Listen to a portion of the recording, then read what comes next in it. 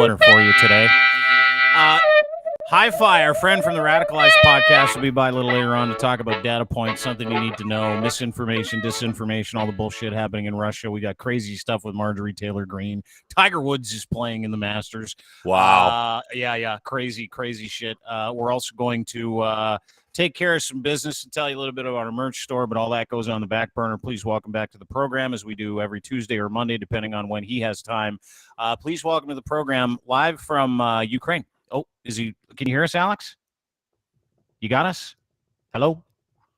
I was humming there too, wasn't I? I was really killing that intro. He'll come back. He'll come back. I know he'll come back. Everyone, he's good. He's good. He's probably got some internet issues just based on what the hell they're going through.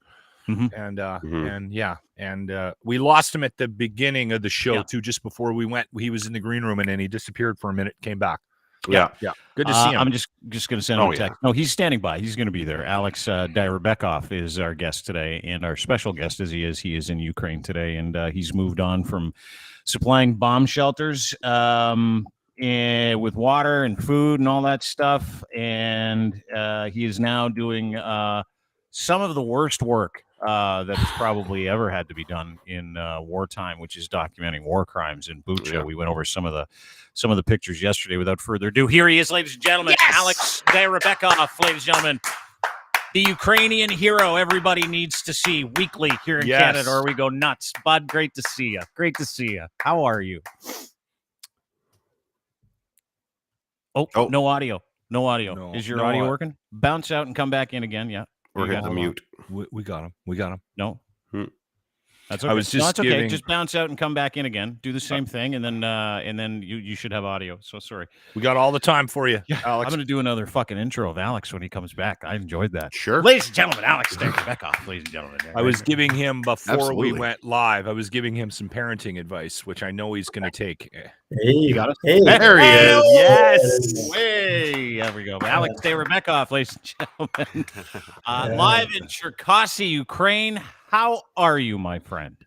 I was going to say that I feel so good in your company, guys. I love seeing you every week. And that's fantastic support, and I feel the warmth. I feel the energy, the positive emotions, because especially the latest news as of the last couple of days were very, very horrific.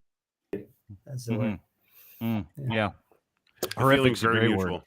We went over some of the pictures you sent us yesterday. Of course, Alex has been with us since the start of the war. We're now, 41 days into the invasion of Ukraine, the systematic erasing of Ukrainian people by Russian forces, the terror that's been caused. We've seen the pictures. You sent us the pictures. You originally were supplying food, shelter for people in bomb shelters. That was your original job, right? When you started the war, and that's now morphed into probably one of the worst jobs, that we're aware of. So how did you get this? Tell us about it. How did this come about, Alex? Yeah. Sorry, what was the last one? Connection. How did you, this new job of collecting data for the war crimes tribunal? How did this end up on your lap? Well, it just happened that I learned one case. I probably told you last time, but a neighbor of mine was driving in a car with his family, with the son and wife, and there was another car, and they were shot by the Russians. There was no checkpoint. It was just a car turned on its side, and they just shot them and shot this guy dead. And that was the first case. I was really shocked. I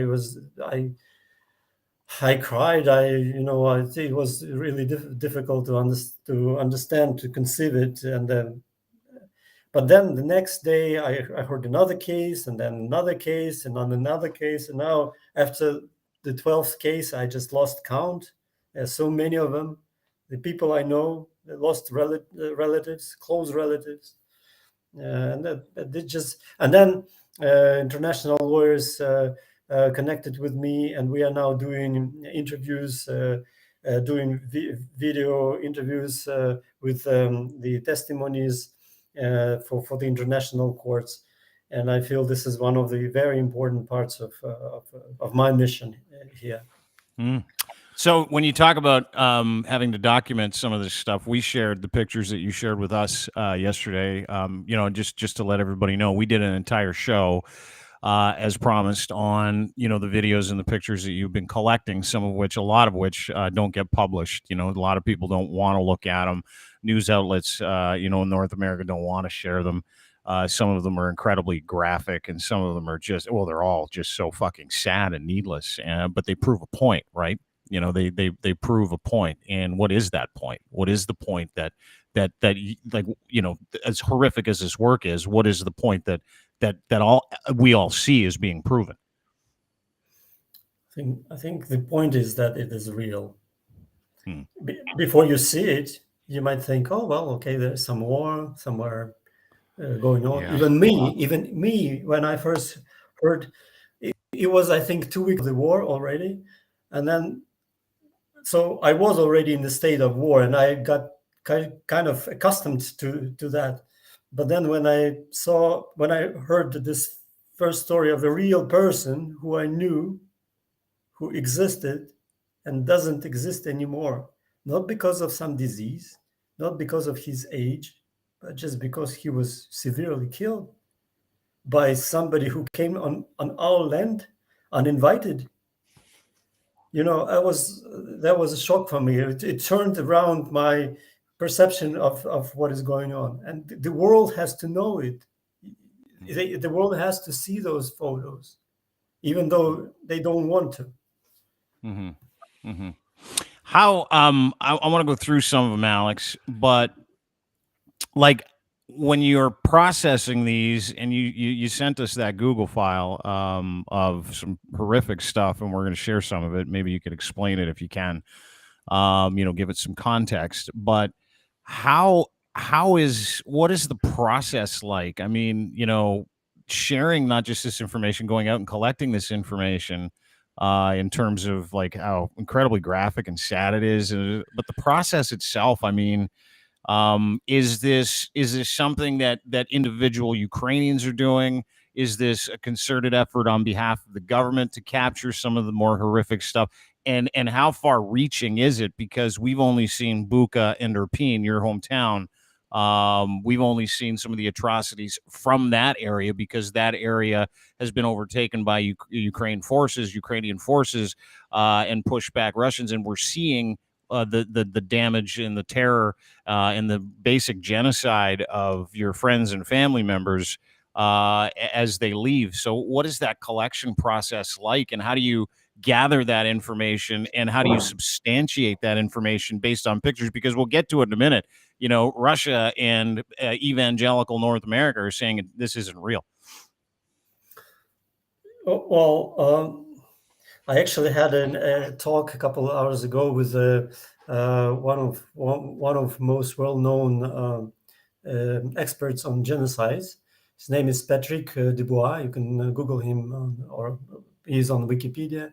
He's doing researches for the past 30 years, and his message was that you guys have to document everything and film as much as possible, because now once it's still fresh, the entire circumstances and the environment, because later it was too late. But in terms of centralization, of course, there is a team.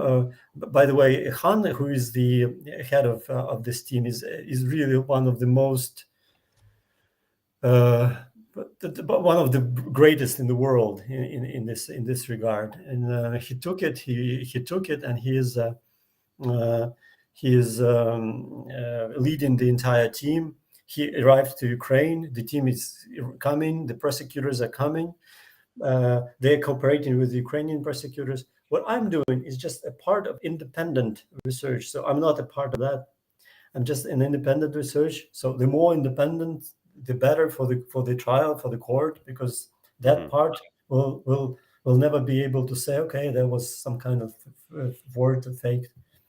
So I'm doing a little investment of my time into this. What's I don't want this to seem like that we're making light of what you're going through, but and I don't want to downplay the importance of it either. But I'm curious about what the guidelines of the collection process are. Have the lawyers sat down and said, you need to document, locations, times, connections with other people. You need to give us these types of information when you're documenting these atrocities, because we need, because of the legal process is such, right? Are there requirements like that, Alex, for you in this whole process? Well, that's a good question, and honestly, I don't have an answer to that, but a good one. I will ask him. So it's just a matter of you gathering as many pictures, videos, and firsthand eyewitness accounts of what's going on. So I want to get to those. I've been wasting time because I don't want to get to those because they're so terrible to talk about, and I don't want to make you relive this, Alex, but I think people need to see it, and that's why you're here, obviously, is to share these stories with people. When did you start to hear about Bucha? And I know you heard, obviously some stories. Everybody hears stories. But when did it start to become real to you, and what were some of the stories that you heard and that you've documented? And we'll get to some of the pictures in just a minute.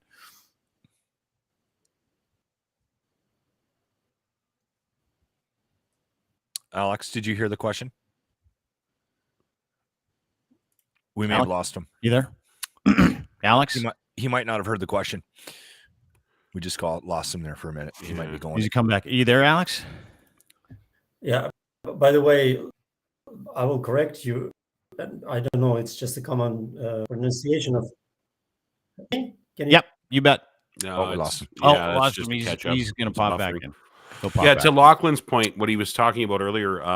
He's back. Hang on, just a second. Sorry, don't mean to interrupt you. Go ahead. To correct us. Go ahead. We got you. Yep. No, just to Lachlan. Go ahead. Go ahead. Sorry. Yeah. It's Bucha. I don't know. Probably for you, it's like so. It's a Bucha. Bucha. The city is called Bucha. Okay, Bucha. Mm-hmm. When did you start to see some of the atrocities in Bucha? Me? When did? Yeah, we can hear you. Can you hear us? You got us? Yeah, it's just that lag again. Got us now? Yeah, we can hear you. You got us. Okay. Now? Yeah. Okay, great. Bucha. Sorry, go ahead.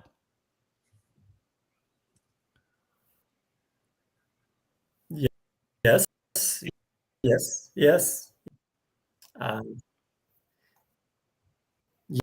I got you.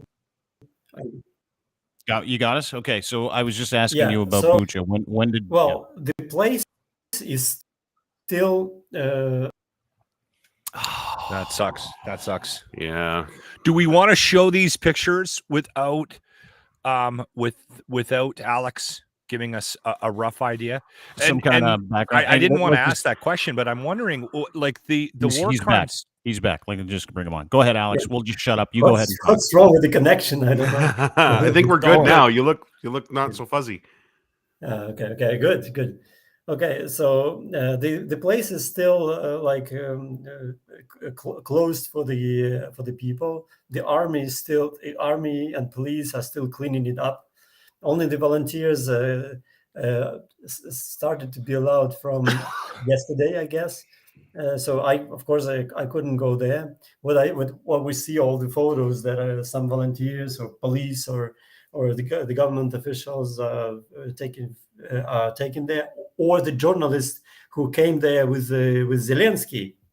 By the way, Zelensky first ever came out of Kyiv to Bucha just to talk to the journalists and to see it himself. Mm-hmm. Yeah, these are some of the pictures out of Bucha, correct? Yeah. This one you sent to me, and we put this out yesterday. This is a resort, kids resort in Bucha, and this has caused a bunch of. This is very graphic, obviously. These men are dead. They were shot. Hands were tied behind their backs. What can you tell us about this picture and where this happened, Alex? I know this place. I passed it on my way. It's close to a central park of Bucha, a really nice park, and we loved to walk in this park. And I believe this kids center was a good place, an old one, but a good place to stay for the kids. And there's no other facts about why and what happened. Of course, there's no eyewitnesses. So we have 5 bodies with heads tied behind their back, and they were shot in their heads and chests. Yeah, this is the recovery effort of that. These are the men you sent these on that Google Drive this morning that were in that basement, that were tortured, hands tied behind their back, shot at close range in the chest and in the head. These are just one of several videos. I mean, that atrocity bleeds into this atrocity, which is on the highway. And this kind of underscores, and these are just pictures that that you've documented for the international criminal courts. But these bodies are all over the highway and burned out cars, right? These are people that were trying to flee that area, correct? Well, of course, nobody knows what happened, and we just have a fact that the bodies are lying. But by the way, Dean, I just sent to you another video that if we can play it, that's an interesting one, because it was just it shows it incidentally shot the exact moment when a guy on a bicycle was killed. Yeah. And what town is this on? I'll play that right now too. What town is that from? That's Alex? Bucha. That's Bucha. Bucha. Okay, this is Bucha. In case, and Alex sent this to us today. As you can see, this is Bucha. This is a guy riding his bike, right? About 2 minute long video. What are we seeing here, and where is this, Alex? There's I actually cannot recognize this place. I will have to look at the Google Maps. But this is what Bucha typically looks like. There's townhouses, but mainly private houses like this. But what we see here is the guys just bicycling along a completely empty street. Oh, by the way, there's some tanks there. Tanks up here. Yeah, in front of him. In front of him. He doesn't see the ones on the parallel street, but he probably saw the tanks in front of him. So at some point he stops there. Yeah, and then he starts walking. He probably is afraid, and remember the picture of the bicyclist that we had yesterday? Dean, I don't think it's the same. No, I don't think it's the same. Oh, I thought this was him. Yeah. So now he's walking his bike, Alex. Yeah, correct. Sorry. Yeah, he's just walking, and I'm so glad that with the modern technologies, things like this are possible. And by the way, the mass grave by the church, we know, we have the satellite pictures already that confirm that those graves were actually dug in specific time. So this guy is walking, and then he turns over the corner. And then, unfortunately, we cannot see because he's hiding behind the buildings. But yeah, you can see the tank on the opposite street. If you look at this little red circle, you can see this man, and then watch this tank and shoot the man. I mean, you just killed him dead. The tank around the corner. There you go. Yeah, there's one shot. Jesus. 2 times. 2 shots. I think there's a third, if I'm not mistaken. Yeah. Third shot. Yeah. 4. Third. 5. That's just 4. And this isn't like, Alex, that's not a combatant. That's just a Ukrainian man on a bicycle. Exactly. Like many other, like my neighbors who I told you about, those were just civilians driving their own cars.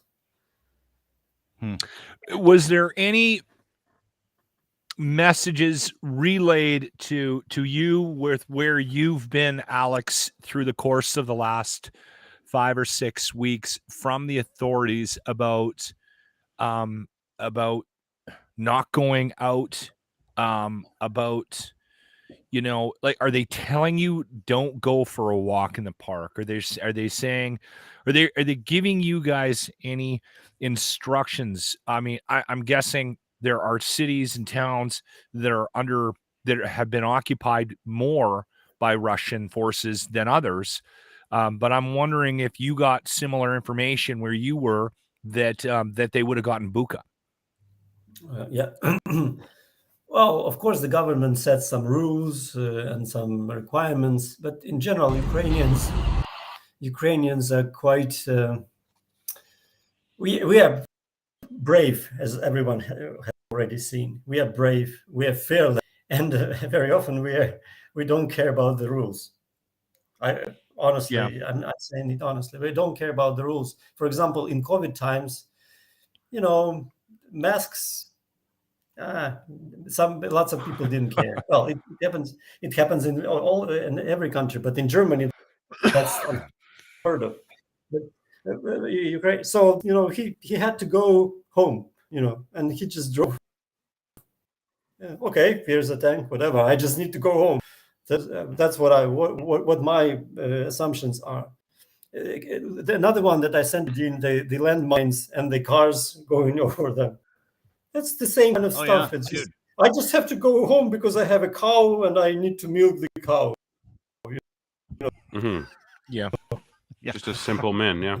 Well, but that's and it's not just that too. Like the same thing with this bridge crossing, Alex. Like did this bridge crossing came to my mind, and I don't know where this is, but this is every day for the Ukrainian people, right? Fearless. Yeah, exactly. Look at this. Like, yeah, I need to get across that bridge. I don't care. I'm going. Yeah. I gotta milk a cow. I gotta farm. I gotta go see my girl. I gotta fucking figure this out. I need to go get some pints. This is the Ukrainian people. I mean, and that's the incredible part is that, with all these sad things we get, we see these people going, it looks like a bridge. Whatever. I'm gonna fucking figure it out. I need to go get bread, potatoes, all that other stuff. Why is it funny that it's an Audi? The resolve. It's the resolve that's just that's inspiring. And it's not just the resolve. Like, look at Alex's face. It's like, the videos that we see that are so terrible, they're captained by those videos. And that's not even my favorite video. That's one of them. My favorite video is the one where the Ukrainian peacekeepers are like, whatever. These are just landmines. No big deal. Have you seen this? Look at them. They're just booting landmines out of the way like it's fuck. One guy's got his hands in his pockets and he's like, whatever, fuck. Let's just get these out of here. No big deal. I mean, from the atrocities that you see, Alex, this has to fucking make you feel good. I mean, this is who you are, right? Exactly. That's the entire world. The whole world sees it, and do you know this story about an old babushka who made pies for the Russians when on the occupied territories? Did you hear that? No, I haven't heard it. The pastries. So she made pastries for the Russian soldiers. 3 of them dead. Yeah. Try the Kiev pie is what we were saying on Twitter. Guys, make sure you try the pie. It's fantastic. I'm going to make them something very special. What'd she put in the pie? Alex, what'd she put in the pie? She's a fighter. She's a soldier as well. Yeah, everybody is. All right. That's everybody. Everybody's a soldier in that country. How do you feel about some of the listen, and these are fucking great stories, right? Landmine kicking, poisoning Russians with cakes. Here you go, fella. Thank you very much. I mean, we've seen it, but 23,000 Russian dead, another 20,000 Russians that have just split. I mean, I saw the area in Kyiv, Bucha, and the stories that are coming out of it are amplified, obviously, by the terror and the shitty things that we've seen, the mass graves, the fact that you're documenting these things. But it doesn't take away from the fact that Ukrainian people are showing us how incredibly resilient they are in gathering those areas and making gains in different areas. Is there still hope, or as this drags on, do you feel like this is just the state you're going to be living in for the next little while? Well, this is a good question. Within the past couple of days, we had accustomed to the war, to the sirens, to shelling, to living in this state. And this is like a different level. It's like a next level of our perception of the war, of those horrors. And honestly, after this, we are even firmer and we are stronger, and we want to fight twice as much to kick their asses out of this country and make sure that they never come back. Ryan, what's your wife think about what you're doing now, Alex? Now that you've kind of shifted course and taken the route of the evidence gathering, how is she feeling about that? Well, actually, I continue doing volunteer job, and I'm doing interviews now.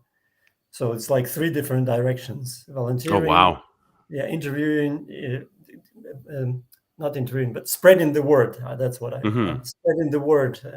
And the third is helping with these investigations.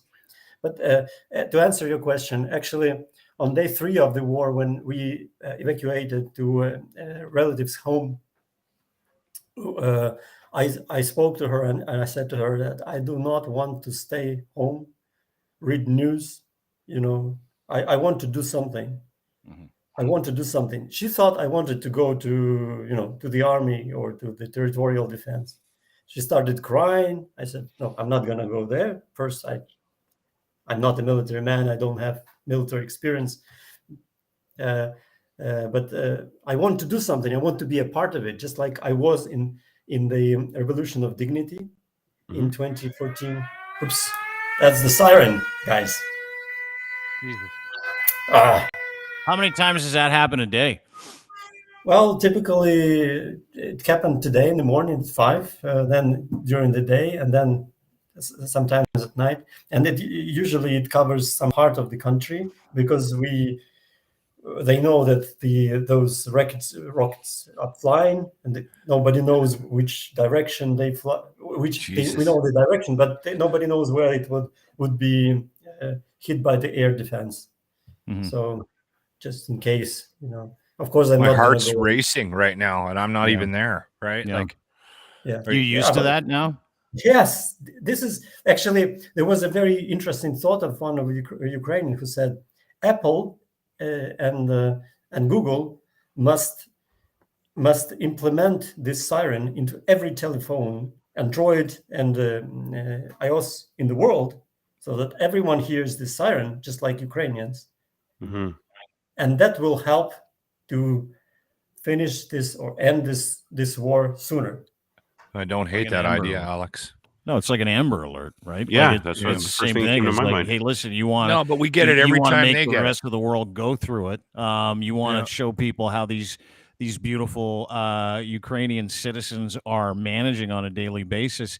Why don't we spike 5 to 10 billion people with that anxiety of that fucking air horn going off every time your life might be in danger? You got to duck, or they shoot fucking indiscriminate missiles at townhomes and apartment buildings. Could have do in Russia too, though. Seriously, that worked in Russia as well.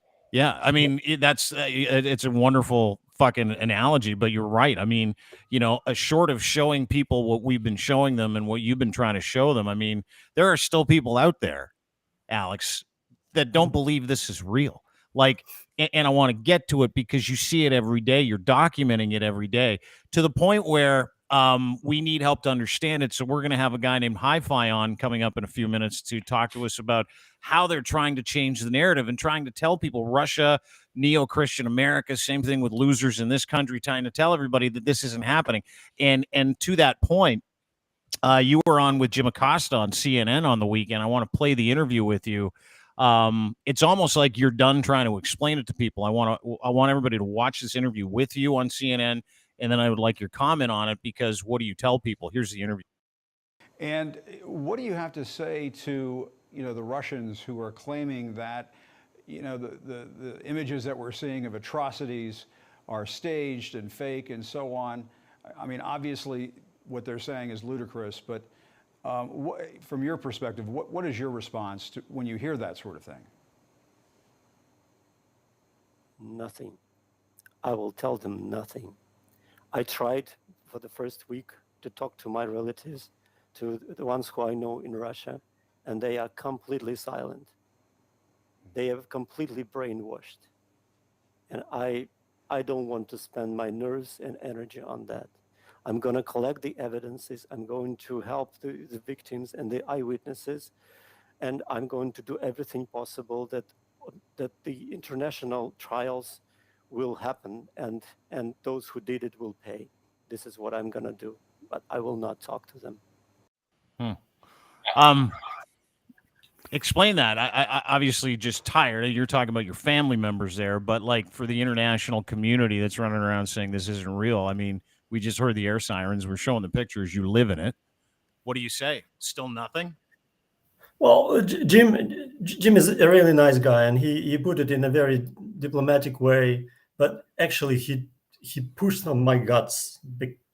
If this is the word, if this is the phrase, he pushed my stomach like with the words, because I have this experience of trying to persuade a person who is brainwashed with Russian propaganda. We did it. We talked for 3 years. It didn't help. No arguments work. No rational thoughts work. So silence works. Nothing. Talk to my hand.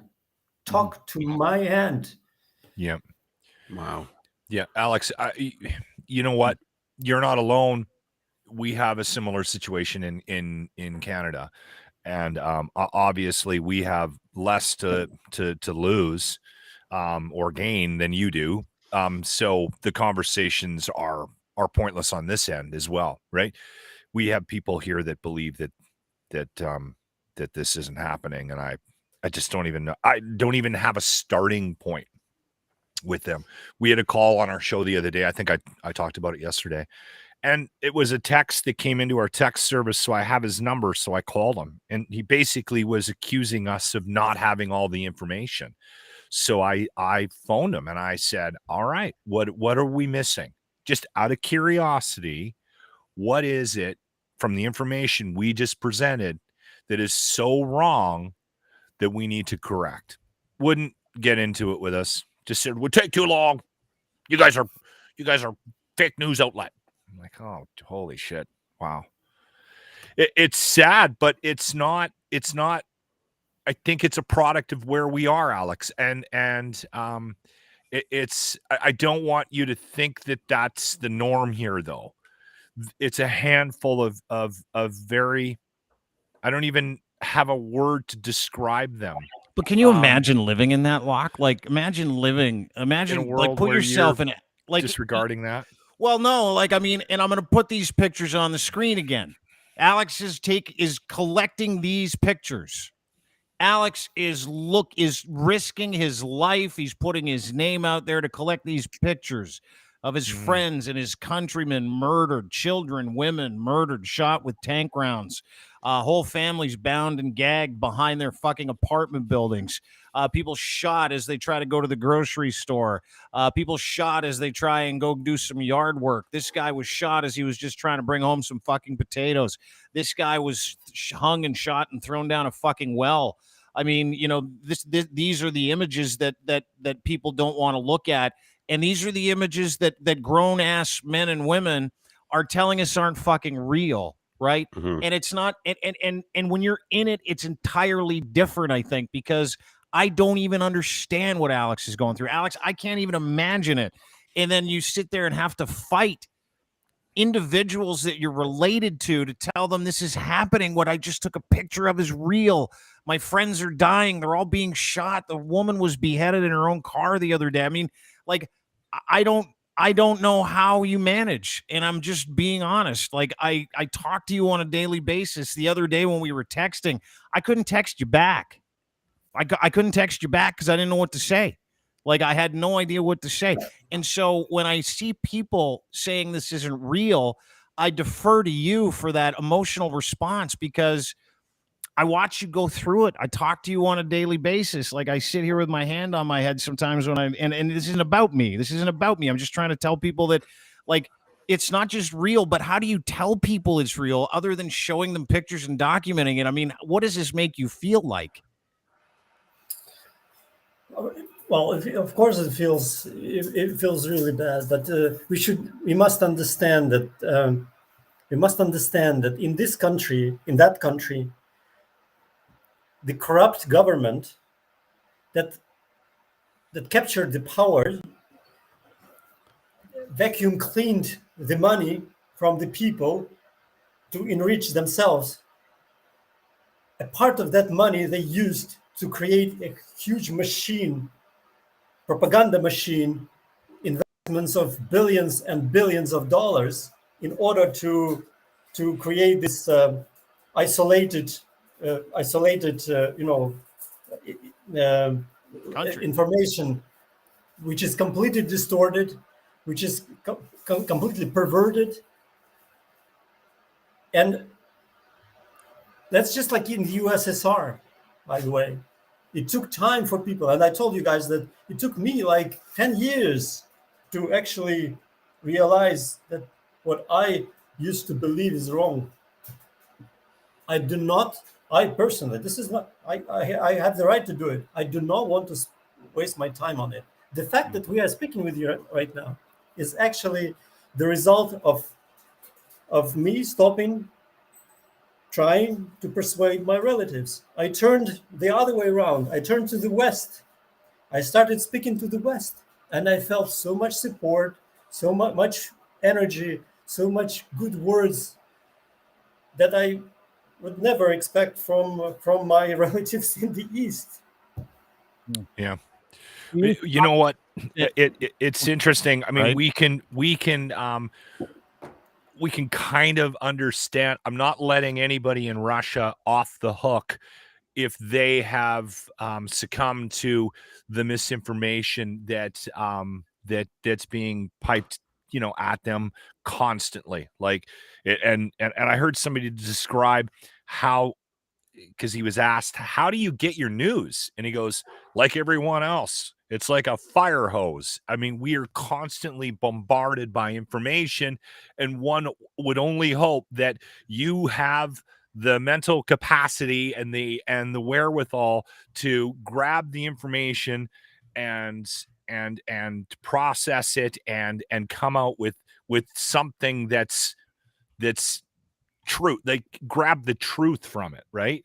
But that's just not the world that we live in anymore. And again, I'm not giving anybody in Russia a free pass, because I think there's a lot of information available to the Russian people, and it's getting to the Russian people about what is actually happening around the world. Well, and they can't even do that, though. Like that's the thing, is they can't do that. Let me play this video. This is Russia One News talking about how, read this. I mean, Alex, I don't mean to piss you off, but like, watch this. Собственно говоря, когда появились первые сообщения о том, что киевский режим обвиняет армию России в какой-то там резне в Буче, появились первые фотографии. И стало понятно, что это не просто постановка, это людоедская постановка. Дело в том, что в кадре есть люди, которые лежат убитыми на улицах с белыми повязками. Что это значит? Это значит, что после того, как подразделения вооруженных сил России оставили Бучу, туда зашли так называемые освободители. И просто убили мирных жителей, убили граждан Украины. Потом...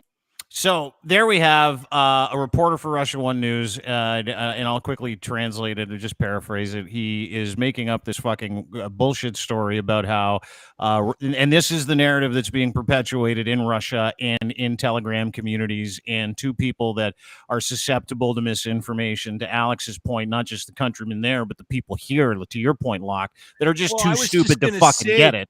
Well, I was just going to say, you got to give them a bit of a pass, not a free pass, but maybe an understand in Russia. Okay, maybe you can see how, if it's a constant bombardment of the same narrative, maybe somebody might go, okay, well, okay, I get it. Maybe grandma believes this isn't real, but there is no fucking excuse for anybody in North America to think that this is somehow being staged. If you honestly think that, you're not only fucking brainwashed, you're a fucking idiot. Like, to the point where you should not be allowed to have a driver's license, hold a job, have fucking kids. We need to take away all your fucking personal rights if you're that fucking stupid. This guy that I called yesterday on the phone signed off with me with God bless, and I fucking heard kids in the car, and I was like, somebody go take those fucking kids away from that man, because he's making the world a dumber fucking place by the way he acts and moves about his business in this fucking country. Like I said, I'm trying to be reasonable about, I've never been to Russia. I don't know many Russians. I don't understand how they get their information. But if you live in this fucking country and you somehow have decided that what Alex and the people of Ukraine are not going through, you're a fucking tool. Yeah. You're a fucking idiot, and you don't deserve any of the rights that you get by living in this fucking country where their bombs are not dropping on your fucking head. Suck on that. Tell us how you really Sorry, feel. Alex. We try to make this appearance with you fun, because we know you need a little bit of a break from the world that you're living in right now. But I'm sorry about that. I needed to get that off my chest. That phone call I had yesterday with that fucking idiot bothered me so much. It's just it rattled me. Anyway, but that's good.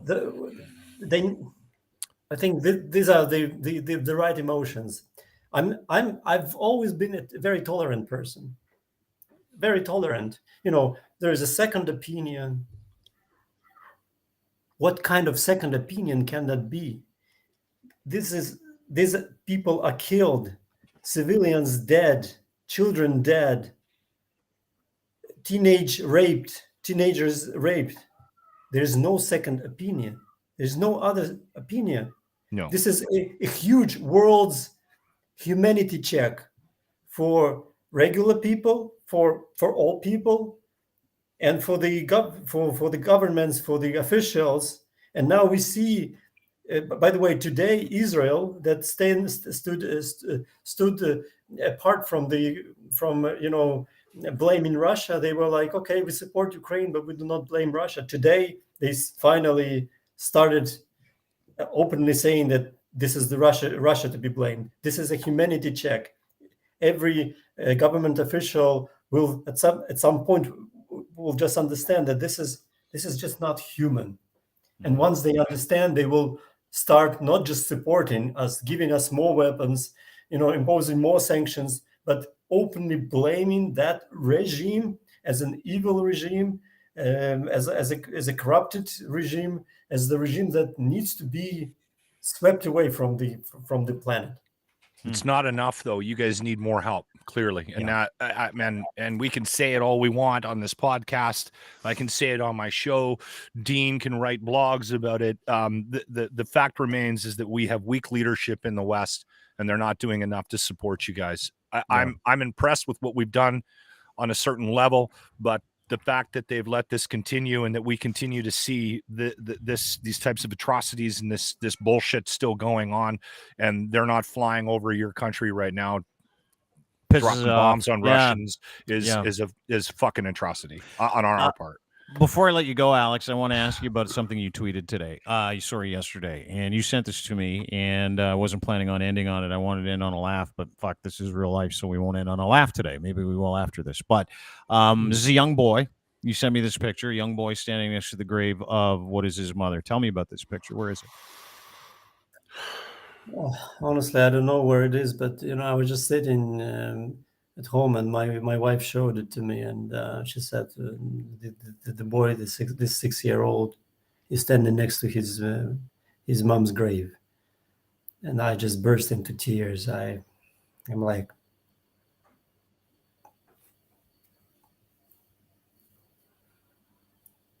can you imagine? Just no, not at all. I don't think we can, right? No.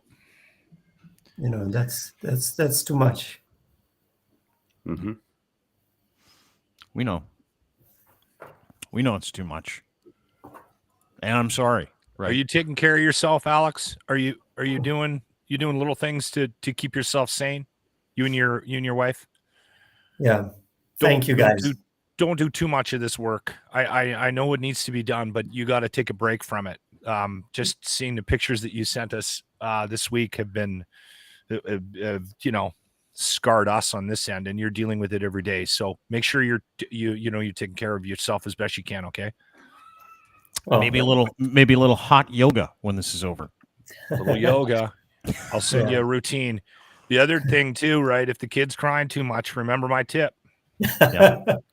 By the way, that makes me think of there was another fake that Russian propaganda created after 2014, that Ukrainians eat babies.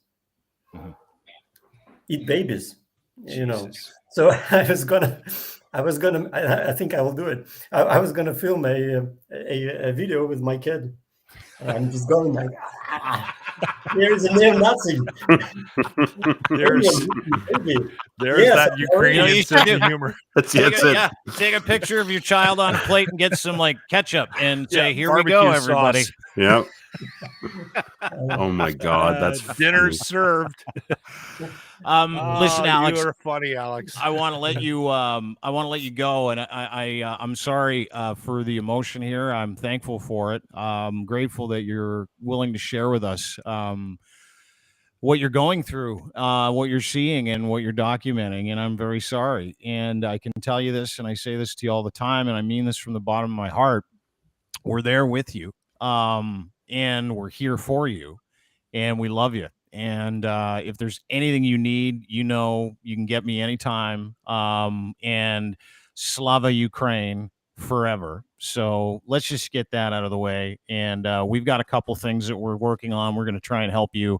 We'll announce them next week, and we'll talk to you about it on the weekend. But you keep your chin up. Say hello to your lovely wife. Give Artur a big hug and a kiss from these crazy bastards in Canada. And a little nibble on and a little nibble on a kneecap. Be a toe. But follow Alex at Dayrabekov, his last name, on Twitter, and follow him as he documents his way through this. Share with him your thoughts on the job he's doing. Share with him, the kindness that you would show anybody in his situation, because he's our brother and he's yours too. Thanks, Alex. Good to see you, Alex. Brothers. Thanks, Alex. Love you. For coming. Take care, my friend. We'll talk to you soon. I just retweeted that last tweet, by the way, that the kid. Yeah. So it's a tough one. People need to follow him. I think what he's doing and the point that he's trying to make here is that they need to get the word out. And the more that we know on this side of things from people that are there, that are living through this, maybe it will actually help in the long run. With getting the people that make decisions and getting them to actually deal with this properly. You know what happens? Sorry, Lenz, go ahead, bud. No, I was going to say, if you're watching this show now, you're enjoying what we do. It's no more important than now to share what we're doing with Alex and share what we're sharing that the media doesn't share. Normally we say, like and share and subscribe for us to build an audience, but I'm not even saying it for that. I'm saying it for just to get the message, like help spread it any way you can. Yeah. Share the tweets that Alex puts out, share the tweets that we retweet from him, share our show when Alex is on, just share it everywhere you can. And if you got somebody in your life that doesn't think that this is real, punch him in the fucking head. Yeah, in the cock.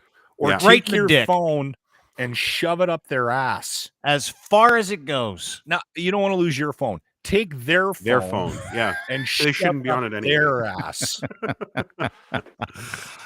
Speaking of shoving tech up people's asses, please welcome to the program from the Radicalized podcast, High Fidelity. HiFi is back. You like that segue? That is probably the best segue you've ever done.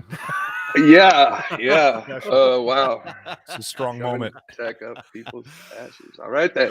How are you, brother? Well, when you're fighting a global class war against a bunch of billionaires and deviants and theocratic fascists and cult members, Satanists, you get tired sometimes. Yeah, I get that. There's a lot of terrible people you're fighting there, HiFi. A lot of terrible people. HiFi is from the Radicalized podcast. He is, how would you describe yourself? Hacking enthusiast, but you don't hack? I'm a technologist. And I'm also a futurist, I guess you'd say. I can look at how things are being utilized and applied and the history of these things and understand the future of them, like where they're going, like science fiction writers, right? Oh, you're like L. Ron Hubbard, only not fucked. Wow. So the only time I've ever really used my my abilities, yes, to harness a collective, when I was in IT full time, I started, I kid you not, an international beard association for technology professionals. This is true. That's fucking niche, dude. You can look it up. It's V Beards, like the letter V. Beards? Is it really? Yep. I'm gonna look it up right now. vbeards.com. I know how to mark an email as urgent. So there's that. Look at that. Priority is important. Yeah, you own V-Beards, dude. This is you. This is like, oh, there's a picture of you with like every guy there has a beard. And there are some women in there too, if you find the right pictures. We were not gender focused. We didn't care, gay, straight, as long as you had some sort of beard-like covering going on. Welcome to the club. You're good. All right. I can't you know grow what one. we did? Does this work? What's that? Pretty much nothing. That's the important part. Yeah. Teaching people that you can utilize collective power to just be silly and do nothing. Yeah. It's not about alters some people's perceptions. So. That is kind of a good lesson. You're right. Yeah. Well, and it bleeds into what we're here to talk about, right? We just had Alex on. I know you're a president for part of it. Last part of the conversation, you've seen you've been on a podcast with Alex here, as a matter of fact. He's documenting stuff for the International Criminal Courts. He's fighting a war on a couple of different fronts, obviously fighting a war in Ukraine, but he's also fighting a disinformation war. And where it ties into what we're going to talk about is the targeting of certain groups of people with this disinformation to be able to change the narrative from Russia is systematically murdering, raping, and pillaging their way through the Ukraine to those are all actors, right? So how does this work? Like when you're watching, sorry, you're going to say something. I'll just shut up. We've already seen this before, and that was done by Alex Jones in Sandy Hook. This is a recurring playbook, except this time there's a shitload more bodies. Yeah. Yeah, that's interesting. So, high fidelity. I have a question for you because we were just talking with Alex about the micro sort of version of this. I'm on the phone with some dick that listens to our show, and he's on the phone or on Zoom with friends and family in Russia and back east that don't believe it. There is a macro version of this, right?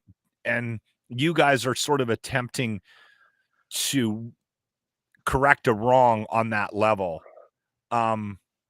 Is there anything? To some extent, yes. Yeah, to some extent. Is there anything?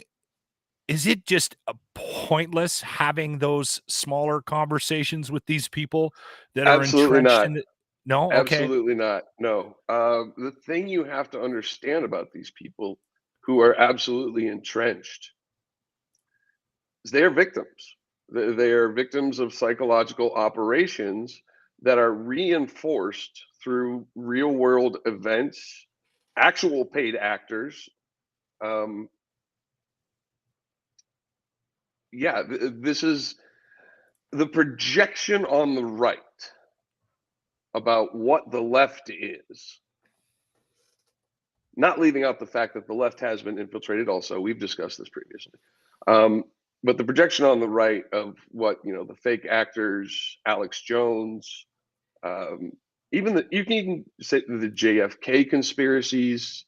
The JFK conspiracies were primers for QAnon. Roger Stone had operatives in Facebook groups. So, yeah.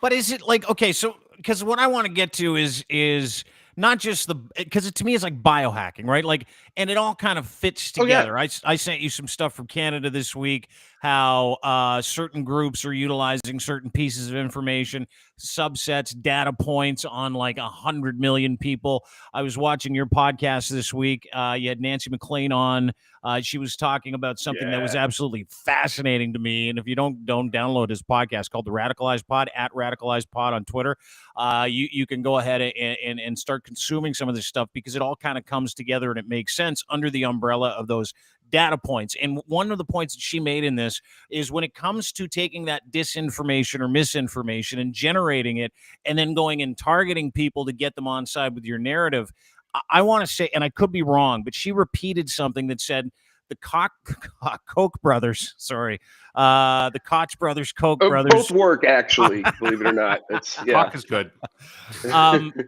Utilize it the same way governments do, where they had this group called Themis, which became something called I360, which was their media company or their database company, right? It was this thing that they created to gather as much information as possible so that they could legitimately biohack people's interests, so they could legitimately control the way that they do things. And how they did it, if I'm not mistaken, is Nancy McClain was telling you guys, Heidi and the rest of the group on the Radicalized Pod, that you had at least 3,000 data points individually on 180 million people that you could utilize in 1 second with iPads to be able to change the course of history, in some words, right? Like that to me, once I heard that in your podcast and I watched it and you guys broke it down, I'm like, that's how this works? It's just the gathering of mass metadata, and you fucking take it and target it. Am I wrong? I'll make an even easier point to you, Dean. Hey, man, I hear you got merch now. Yeah, good for you.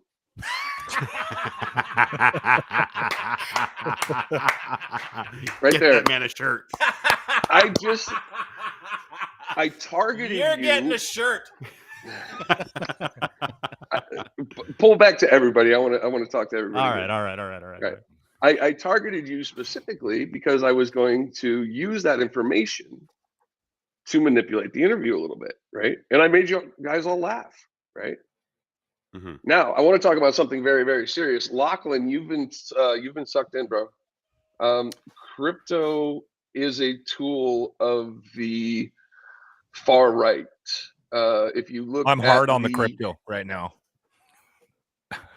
Make your bag while you can, brother. But just know that if you read up on the Southern Poverty Law Center's report on crypto, you are enabling these white supremacists. So explain. Yeah, crypto is hype. As far as we can trace it, it appears that Satoshi was a LARP by Peter Thiel, in which he paid a bunch of programmers to create crypto. It ain't real. A bunch of white supremacists got in at like the 15-20 cent, like the very low, right? They made massive amounts of money, a lot of them, and they used that money for different things. One of the things that money was used for, you remember the Christchurch shooter? Yeah. Mm-hmm. Yeah, he was able to take, I forget if it was 12 or 18 months or 6, whatever. He took a bunch of time off, and he went to a camp and learned how to run an urban assault by himself. That's what crypto enabled. And that led to the deaths of how many people? 51. And he was radicalized. There is writings on his rifle that correlate to things like the Knights of Malta that have ties back to what's the guy, Breivik, Andrei Breivik, the mass shooter, the Danish shooter. Yeah, shot all those kids. Yeah, this. If you look for the network effects, you can find the common points and join things together. Now, is correlation causation? Absolutely not. But you got to admit, when we can trace this shit, at the very least, back to, the people who rebelled against going off of the gold standard, the people who rebelled against going off of the silver standard. Dave Troy, if you know who Dave Troy is, Davetroy. He has a great, the big history of January 6th that shows a lot of these elements, like where the silver shirts in America came from. And it was, it was just all this stuff. There were so many cults involved, and it was ridiculous. Mm-hmm. but it's the only thing I've seen that's backed up by hard data, and I'm kind of a stickler for hard data. Is it something that was presented and then utilized by those groups, or was it created specifically by it almost sounds like you're suggesting that crypto was created by those groups to actually facilitate the dark shit. The dark shit. Where were the biggest mining locations in the world? I don't know much about crypto Russia at all. And China. Okay. And China. Actually, Oleg Deripaska, one of the sanctioned Russian oligarchs, he recently built a data center in Siberia only with the Chinese company Huawei. Yeah, see, for me, like, just so you know, not that I'm trying to get myself off the hook here, but the crypto thing, we were gifted some crypto, and I sort of just kept an eye on it, and so I thought it would be funny to tell people that I don't even understand what it is, to be honest with you. And again, not that I'm trying to sidestep blame here, but I have literally like about $700 in there from the gift that I got. And the only way to confuse me more is to bring up NFTs and then watch Locke's head fucking explode. I have no idea what crypto is. I have no idea what NFTs are. No. And yeah, none of us do. And the funny part is that like in political circles now, HiFi, you're seeing like up here in Canada, case in point, this fucking total weasel. His name's Pierre Poilievre. I call him Captain. He's an agent. He's an agent of the far right. Without a doubt, he's probably compromised in some way. Yeah. As a matter of fact, I've been reading a lot about Canada lately. The problems y'all have with the RCMP SS, nice fucking name, by the way. And then that turned into CSIS, and CSIS in the 70s was something to behold. Of course, I mean, look at the CIA. We had to have the Church Commission. You guys had the McDonald Commission, busting down on your intelligence people. And currently, at least as recently as 2017, I believe, there was a $35 million lawsuit against CSIS, accusations of Islamophobia, homophobia, probably transphobia, but I don't remember if I saw that one. Definitely a white male Christian, possibly white male Christian extremists in the management ranks of your CSIS. Really? I don't doubt it. We're a very colonial country. In our military as well. Yeah, I mean, But going back to the crypto and where it comes with guys like Pierre. So let me give you an example, right? Pierre Poilievre, the other day, he goes on this thing. He's like, I want Canada to become the crypto capital of the world, everybody. And then, and I know you, I watch your shit. I know I know how you feel about crypto. And I think it's great. You undress Lachlan where you're like, you're an agent. No, I'm not saying you're. No, absolutely not. Absolutely. I know that's how. I can't believe he funds terrorism. To tell you the truth, yeah, I never couldn't believe that. I have friends. Listen, I have friends who are into crypto, and I have told them what is up with that. But here's the thing: I believe in freedom, and their freedom to get that bag while they can, and hopefully get out before the dump happens, because the dump is going to happen eventually, whether it's regulatory. Yeah. And here's another real problem I have with it. I'm a technology person, right? I understand databases and how databases work. Mm-hmm. And the blockchain, as everyone is so fond of calling it, here we go, is really, from a technical standpoint, it is a very, very slow, computationally inefficient, energy consumption inefficient, cryptographically secure. Apparently, I haven't had a go at the algorithms, nor do I know anyone who has. But it technically, from a technical standpoint, you could do what the blockchain does with any of a number of commercial databases and utilize a third, 25% of the energy that crypto mining does. You have to understand, crypto mining is also part of the petroleum and energy network, which is what the Koch industry does. If you look at the coal, you look at the petroleum, the plastics they produce, right?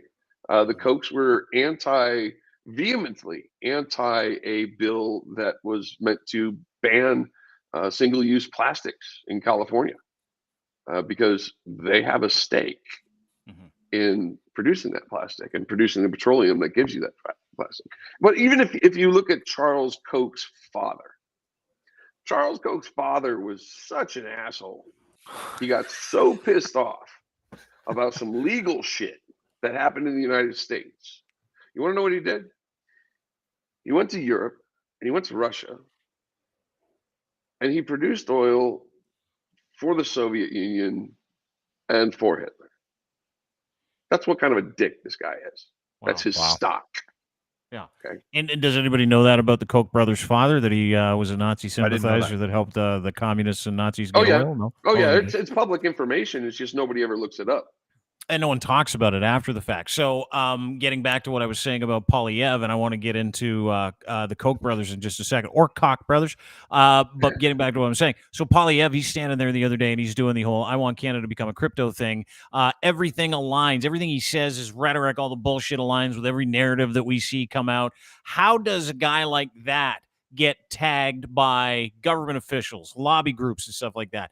Like, is it the same process? Like, do information houses have 3,000 data points on him as well, and how to trigger a guy like that, how to biohack him? Because if it stands to reason, if the same MO goes into activating an army of religious idiots, of which he is one of the biggest in this country, by the way, of which he believes in a sky daddy, he believes in all that bullshit. Is it just as easy to go and get guys like that to take part in this bullshit, this Fugazi convoy bullshit? And is it easy to get guys like that and parties on side with those conservative views to be able to kind of deliver whatever it is the Koch brothers or any other group or political party wants to deliver? So I'm going to teach you an acronym right now. It's called MICE. Yeah. Right? MICE, M-I-C-E. Stands for money, ideology, compromise, and ego. 4 things. Right? Any of us can be compromised with any of those. You're right. If you're a huge ego and they're like, here's what we're going to do. We're going to arrange people around. Let's say we're talking about Dean. Dean's got a big ego, right? We're going to arrange people around Dean to feed his ego, right? We're going to build him this fake audience. And then we're going to get people in his audience to work with him. And those are going to be our agents. And if he doesn't do what our agents want him to, we'll remove his support. You see how that works? Is that what happened when they turfed Aaron O'Toole? It has to be. I mean, he wasn't one of their bagmen, so he's out, and all of a sudden Pierre Poilievre is front and center. He was trying to move the party to the middle. Yeah. And they were like, oh, no. You don't understand. We're not the middle. The middle. And as soon as that money started flowing into that account, the trucker convoy GoFundMe, they got their sniffer on that, and they were like, all right, Aaron, but see you later, because you're not bringing in any cash. Yeah. Like these crazy white wingers. Right. But from an organizational standpoint, how do they target those, and who's targeting who here? Like, how does a guy like Pierre, which you've identified as an agent, we've identified him as an agent too, an agent of who? And what? Ultimately, what this comes down to is the libertarian billionaire millionaire class, people like Elon Musk, and we can talk about Elon. I mean, we can talk about the fact that he has been identified in court as hitting women. We can talk about the fact that his whatever ex Grimes posted a picture of herself in a half shirt with her belly exposed and with cuts all over it that I'm no forensic pathologist, but they don't look like cuts she could have done herself. Elon actually becoming a board member of Twitter is one of the worst things that could possibly happen. And you are now seeing the authoritarian capture of Twitter. And hopefully an alternative springs up. Because under the guise of freedom. Well, okay, let's talk about, why did Jack Dorsey go? Jack Dorsey went because there was a guy named Singer. And Singer he's known in venture capitalist circles as the vulture. He swoops in and anyway, you just checked yourself there, High Fidelity. Sometimes you have to. Sorry, keep going. Okay, he is associated with the Manhattan Institute. And the Manhattan Institute is a billionaire-funded think tank where I don't know if you've witnessed the insanity around CRT in the United States. I don't know if you're getting it there in Canada. Critical race theory, yeah. For sure. Yeah. That was Chris Rufo, who is an agent of the Manhattan Institute. The Manhattan Institute, you can trace it back. Rudy Giuliani in the broken windows scenario, right? The racist policing of, poor, low income people of color generally, but also white people too, let's be honest. It was the targeting of the middle and the lower class, right? Mm-hmm. All it took to kick you out of the middle class was one good scandal, and boom, you're poverty stricken. So, fascinating shit. Like in terms of how we're all kind of targeted, we're all assets, but getting to who's behind it, like this Manhattan Project. I just looked it up. They play themselves off as like, like a little digital news outlet that throws a couple of galas. Well, and they want to be very altruistic, right? That's what they want to look like. Dude. Like, but getting back to Musk and his purchase, we talked about it yesterday. We're going to talk about it a little bit today. Might as well do it with you now. He bought part of Twitter 2 weeks ago. Then he re-engineered this stupid Twitter poll to make it like, fuck, dude, you get the details. I'll stop you now. What you just witnessed was an operation, right? He bought the shit so he could put the pressure on the CEO. That's what was really going on before he admitted he owned it, right? And they had to get their story straight behind the scenes so everything looked smooth. It wasn't smooth. It's not. What do you mean it wasn't smooth? Like it was a hostile thing? Because the new CEO put out a thing today. He's like, we welcome Elon Musk to the board of directors. And Elon Musk is like, thank you. I'm looking forward to making Twitter better. That was not, and I read that this yesterday when they put it out, and I was like this. Oh, he did not want to put that email out. He did not want to put that tweet out into the atmosphere. And that was like a hostage tweet to me. HiFi, how long until Trump's back on Twitter, HiFi? I think that's what he's going to do. Okay, so what we're looking at with Trump right now are a couple different things, right? We're looking at his lawsuits. There are some lawsuits. E. Jean Carroll moving forward against him. Huge. Time to give up that DNA, Donnie boy. The financial crimes, the criminal lawsuit. Well, if you look at this new reformist prosecutor in Manhattan, you have to wonder about him. He's suspect. But if you look at the civil suit against him, I think that will proceed. And really what needs to be done to people like Trump, to people like Robert Mercer, to people like Elon Musk, to people like Joseph Lonsdale, Sergey Grishin, Russian oligarchs, all of them, pretty much across Europe and the United States and Russia, need their fucking pockets run. Because what we're seeing is a class war. It is the billionaire, it is the landed gentry, it is the moneyed class of the planet agreeing to work in tandem, utilizing technology against the middle and lower classes. That's all there is to it. That's what this is. That's what all this bullshit is. That's what the convoy was. That's what, and they use religion and fear, and they half cook ideas, and they make it look like you got an army of people behind you on Twitter when really you only got like 8 people showing up to your shit, which is why we keep seeing these videos, right? It's why we keep seeing all this stuff. So what is the end goal then? One thing.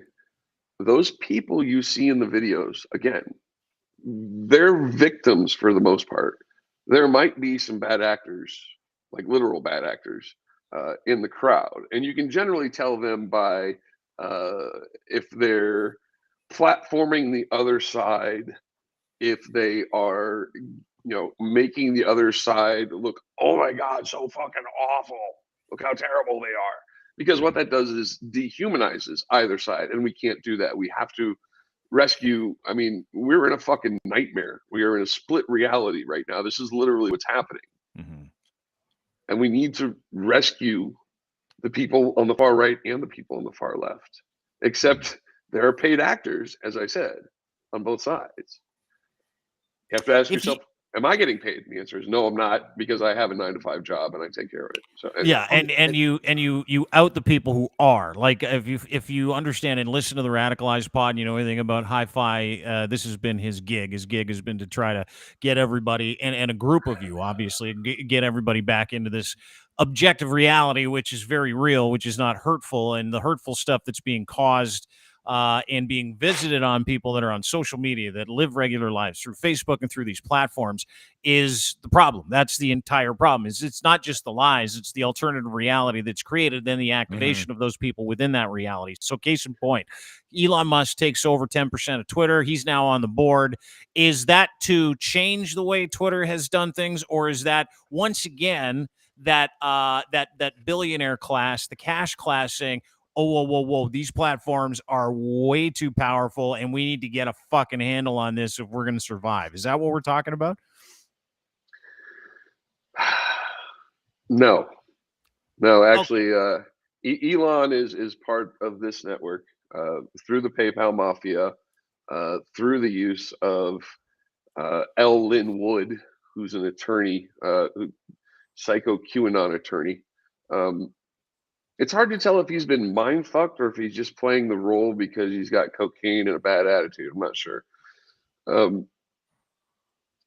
But this is, there are behaviors amongst these people. If you look into Joseph Lonsdale's history, who is also connected to L. Lynn Wood, there is history there. And L. Lynn Wood has been in court documents has been called abusive, name calling, unhinged. Joseph Lonsdale in court documents was accused of, trigger warning, this is some very, very dark shit. All right. Basically drugging, beating, raping, mind fucking a young girl named Elise. Yeah. These are dark people. Sergei Grishin, the Russian oligarch who stole 60 billion from the State Bank of Russia, and who got me knocked off Twitter because I was talking about this entire fucking network. And I actually got the email. I'll show it to you sometime. It's fucking great. He pistol whipped his first wife. There's a recording of him trying to hire assassins for, I believe, 10 people, 15 people. I can tell you the person to ask off camera if you'd like to know more about that. There's an article about him. Sergei Grishin escaped from the billionaire meme lord. But like so many things in our media, it does not go deep enough into the actual history of these people, the psychology of these people, the actions of these people, the companies of these people. Because Sergei Grishin, Joseph Lonsdale, and another fellow named Dovey Francis, this network spreads, right? And Sergei Grishin has companies in Cyprus, which, as we all know, is a center of money laundering for the Russian mafia. And a lot of that money came from Cyprus, money that Sergei had stolen, and made its way to Silicon Valley and enriched a bunch of these people who have a history. Peter Thiel, I think he's just a fixated psychopath. If you look into something called the Dark Enlightenment, Peter Thiel is heavily vested into that. It basically talks about the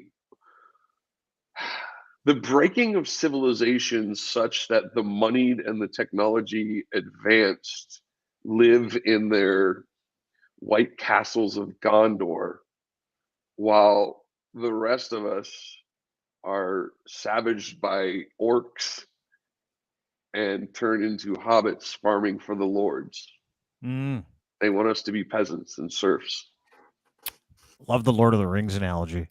Big Lord of the Rings guy. I use that exactly because Peter Thiel is such a fucking Lord of the Rings dork. He has companies named after shit in the Lord of the Rings. He's a never fucking read dork. it or saw it. Is he? Yeah, he's a huge dork. Well, and he's a scary fuck. Like I read a book, a guy who I actually love reading, a guy named Ryan Holiday. He's a practicing Stoic, and it was kind of my entry into that world. And he wrote a really definitive book on Peter Thiel, and I read part of it. And I'm like, man, this guy is like smart, but he's also fucking soulless. Like he's this evil fucking soulless individual, and money doesn't matter to him. Only thing that matters to him is control and revenge, influence and revenge, to the point where Peter Thiel, if you remember, when Hulk Hogan, that video of Hulk Hogan came out of him banging that radio guy's wife, Peter Thiel, and Hulk was like, I can't believe it. I don't know what I'm going to do. And his wife just left him and took all the money. And Peter Thiel's like, I'll pay for everything because I want to bankrupt Gawker, Deadspin, and that entire organization who put out that video. And indeed, it happened. Like, and he didn't care how much it cost HiFi. He was like, fuck, I'm all in just as a revenge play. This is going to be fun. Well, so what you saw him engage in is a tactic that is used over and over and over by these people. And that tactic is called lawfare. You know, our legal system, Trump does it, should be a system of justice for everyone, regardless of what genitals they have, what color their skin is, what book they worship, whatever. We all know it is not. We all know that the system is tilted in the favor of the rich because, like Peter Thiel, they can afford to bankrupt their victims through law. They can afford to delay the outcomes of justice through law. Lawfare is what this is. Fucking great word. It's why Bill Cosby's standing in a Starbucks right now waiting for a coffee in Philadelphia. Yeah. Yeah, you know where Bill Cosby was living? Down in Florida? No. Right down the block from Jeffrey Epstein. Oh, was he really? Yeah. Yeah. Dude. That's just a data point. I'm not saying anything. No, but dude, I know it's a data point. And speaking of data points, I mean, you know, like we've seen the Republican Party, the GOP, and every conservative up here in Canada really get on side with these people, these groups.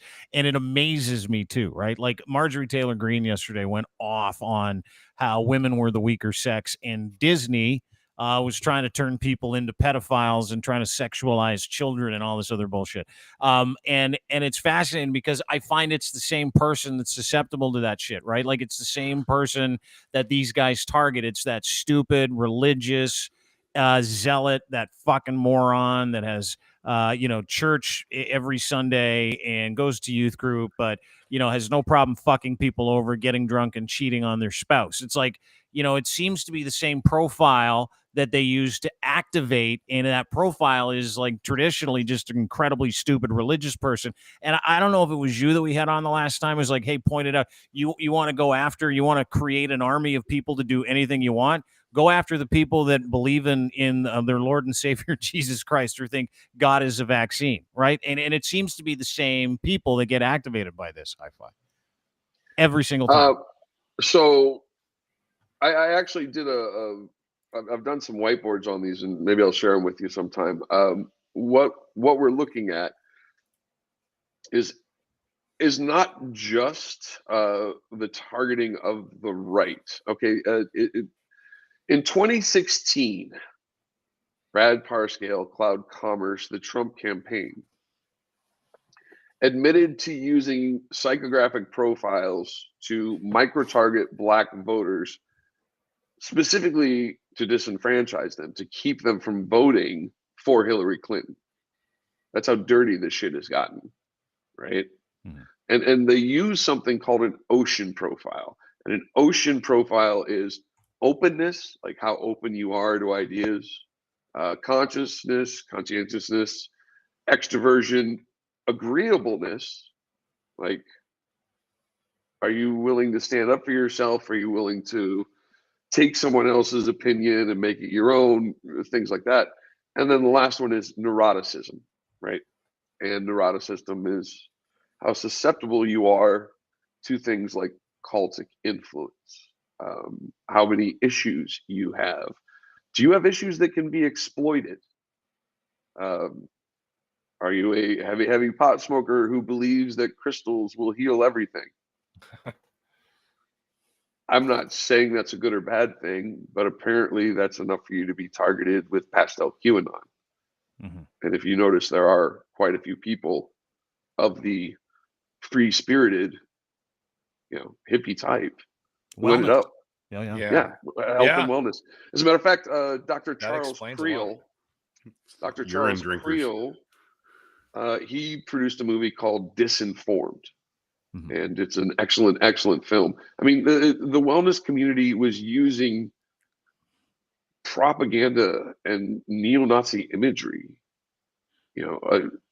talking about save our children and, putting up these fair-skinned, pink-cheeked, blonde-haired little girls, right?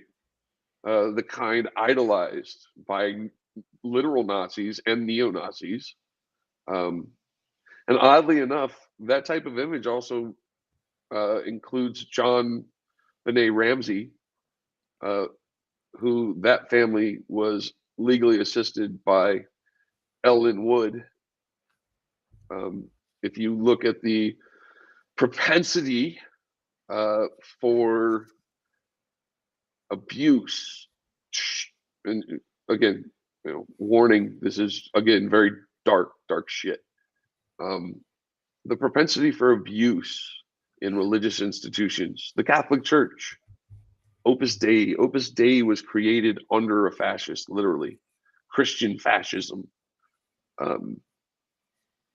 The abuse in churches, the abuses by the rich of the poor. What was Epstein if not abuses of the poor, specifically their young women?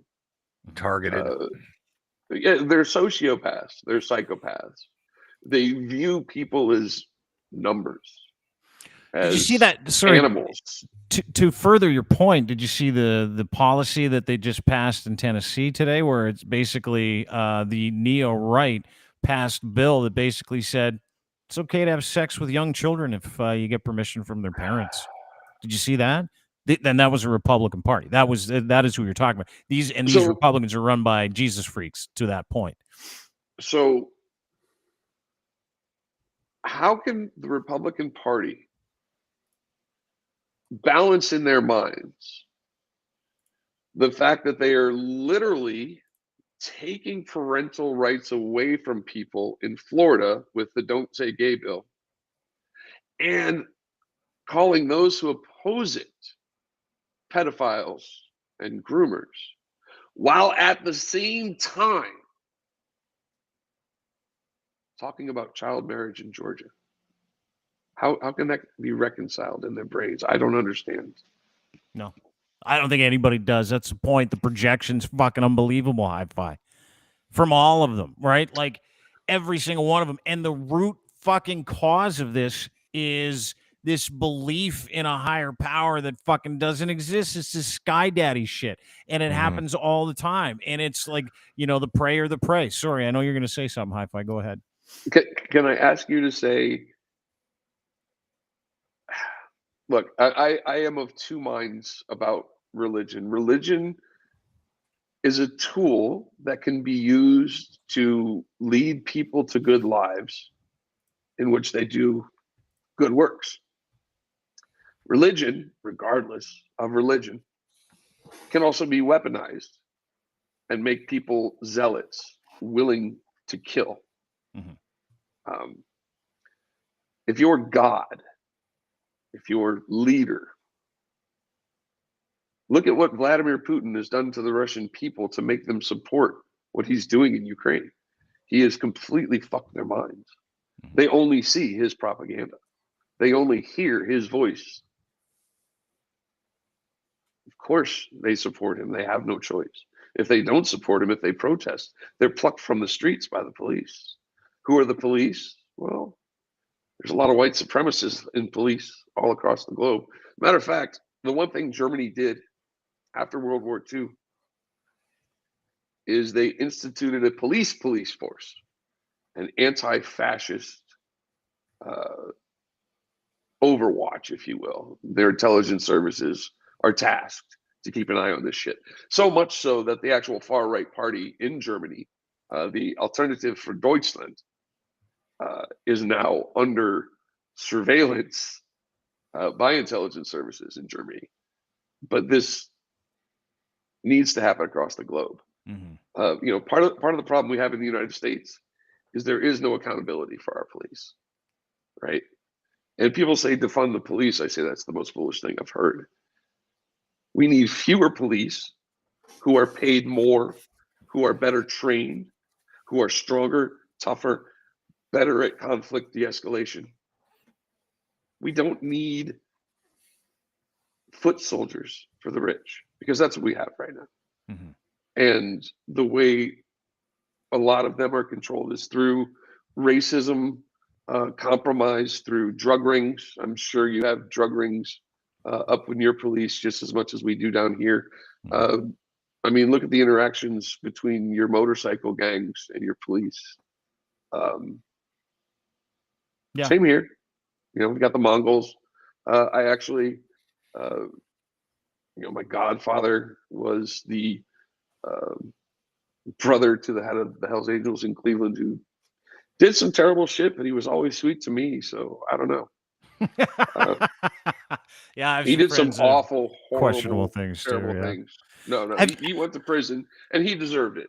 He did. Do you get much sleep, High Fidelity? Yeah. Okay. Okay. So here's something I have to explain. In 2004, I broke my spine in a car. Okay. All right. Had a surgery in 2005. Just had another surgery just a few years back. I actually have titanium in my spine now, which is helpful.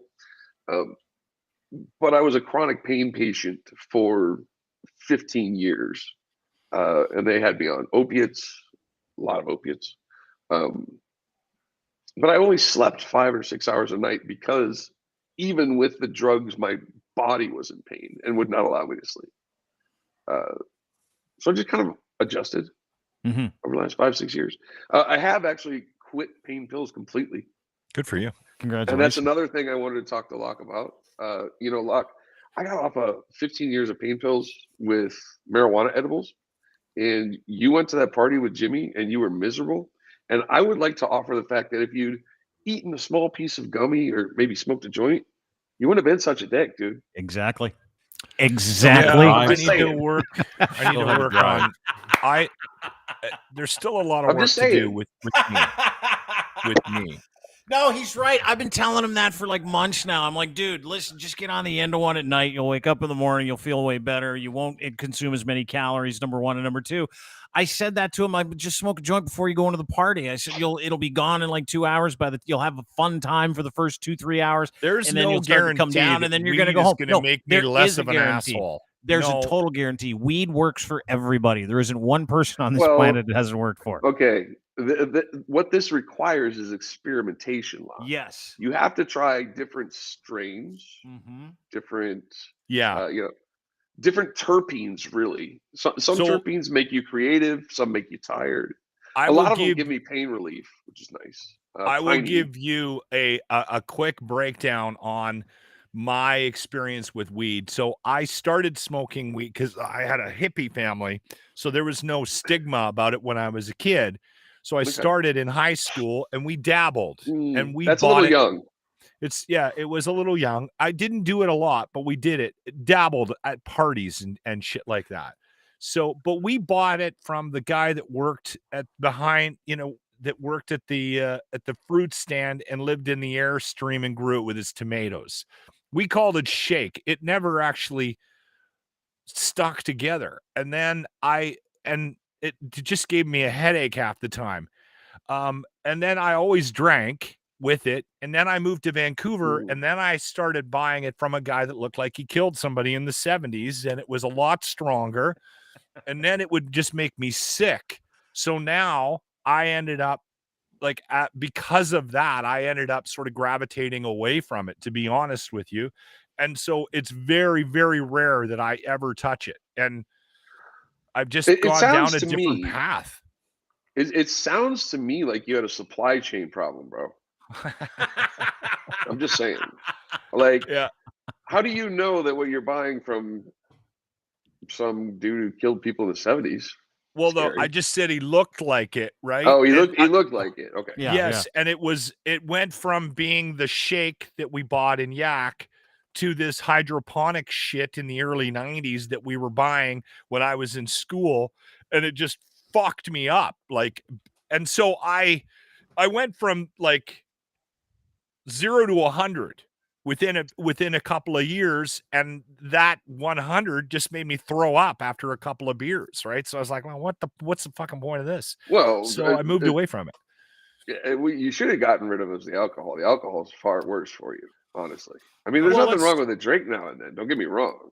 But, what about every night? What about 6 Bud Lights between the ages of 8 and 9? Fucking Judge Judy, fuck off. What about the 5 different mixed drinks? Dude, he's right. HiFi's right. If you can mess around, then you end up like what's his face? Who was that guy you had? A Bonzi? Yeah, Bonzi. Then you end up doing that kind of shit, dude. And that's I mean, poor Bonzi. Okay, let's be honest about something. I got off of work. I had to go see some clients, so I was dressed up today. Sorry, I'd wear a hoodie. But as soon as I got home, I partook because I do it for pain management now, and I'm blowed right now, and yet I was still able to walk you through all that shit. Yeah, well, that's the thing. That's what I can't do. I smoke at night before I go to bed, because if I toke before we actually started this podcast, I'd be like, hey, HiFi, let's just talk about fun stuff today. No dark shit right now.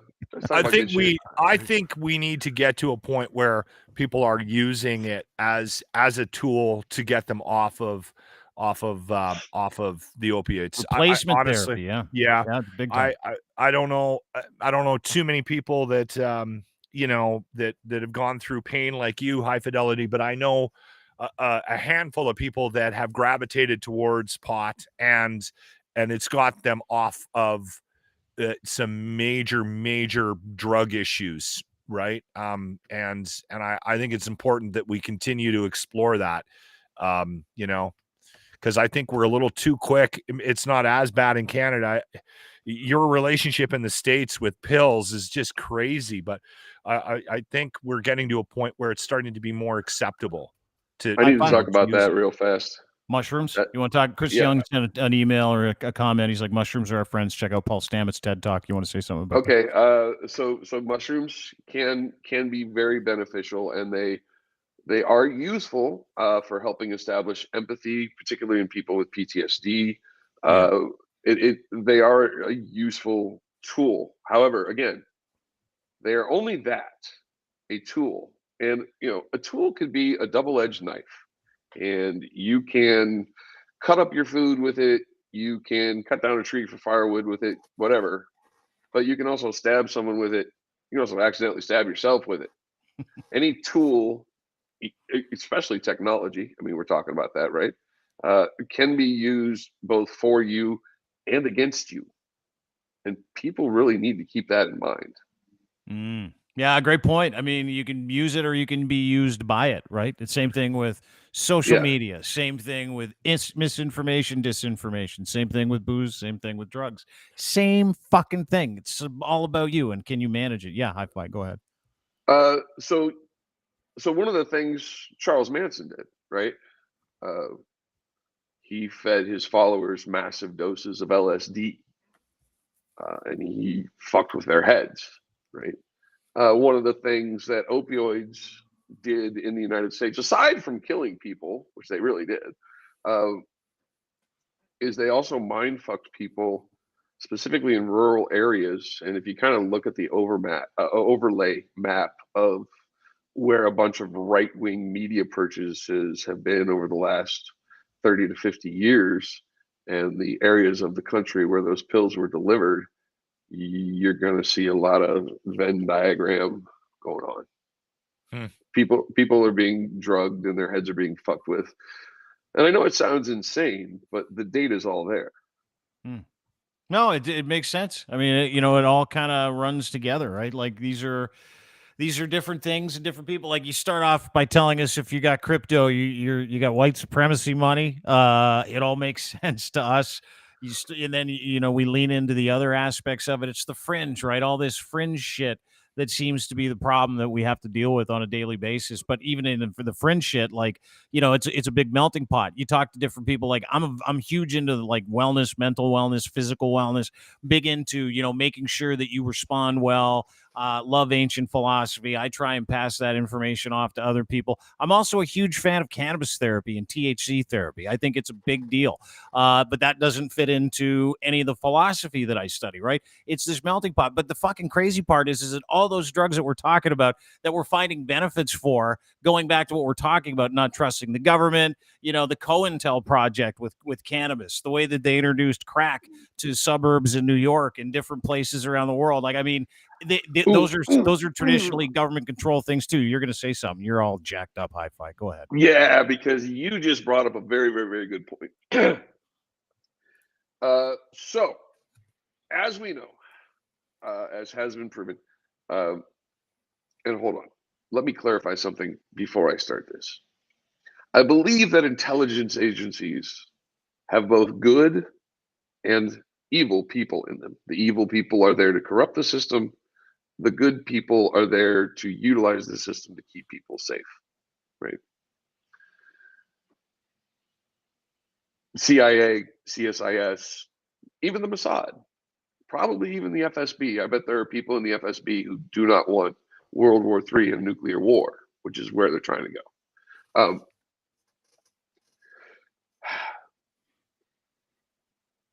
Crack being introduced to California was done by the CIA.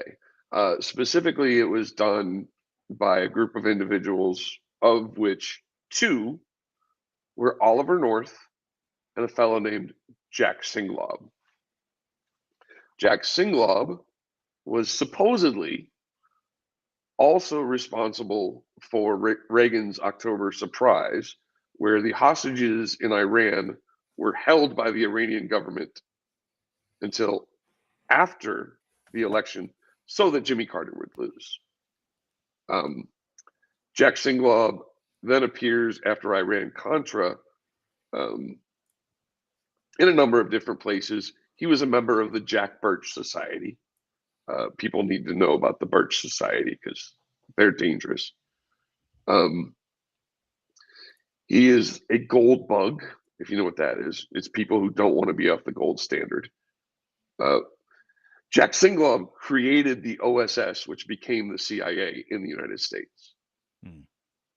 And recently, before he died, Jack Singlob was working with Lieutenant General Michael Flynn, a psychologically operations trained soldier,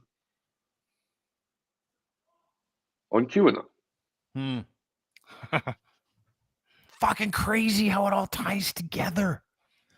All of it. There are bodies around this. There are quite a few bodies of journalists who have been taken out by this network. If you look up something called Promise, PROMIS, Inslaw, INSLAW. This is a piece of software that was stolen by intelligence agencies and the Department of Justice in the United States.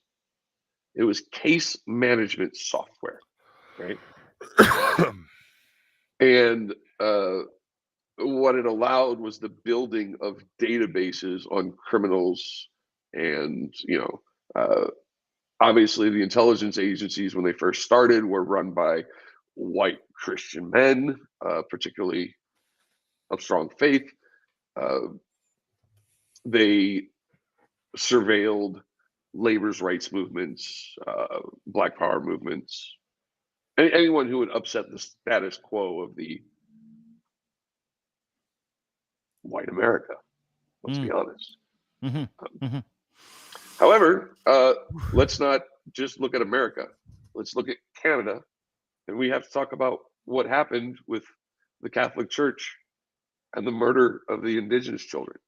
I mean, we have to talk about the fact that Canada, Indigenous women, they are being kidnapped, sex trafficked, murdered, disappearing. I think we all know this. Still, people don't look at these things. Oh, fucking crazy. They ignore them. Yeah, I know they ignore them, but they ignore them to the point where, you know, people like us will look into it and they're like, nothing to see here. And you're like, I don't even know what happened. Like, who's in charge of what? Who did what? I know they're lying.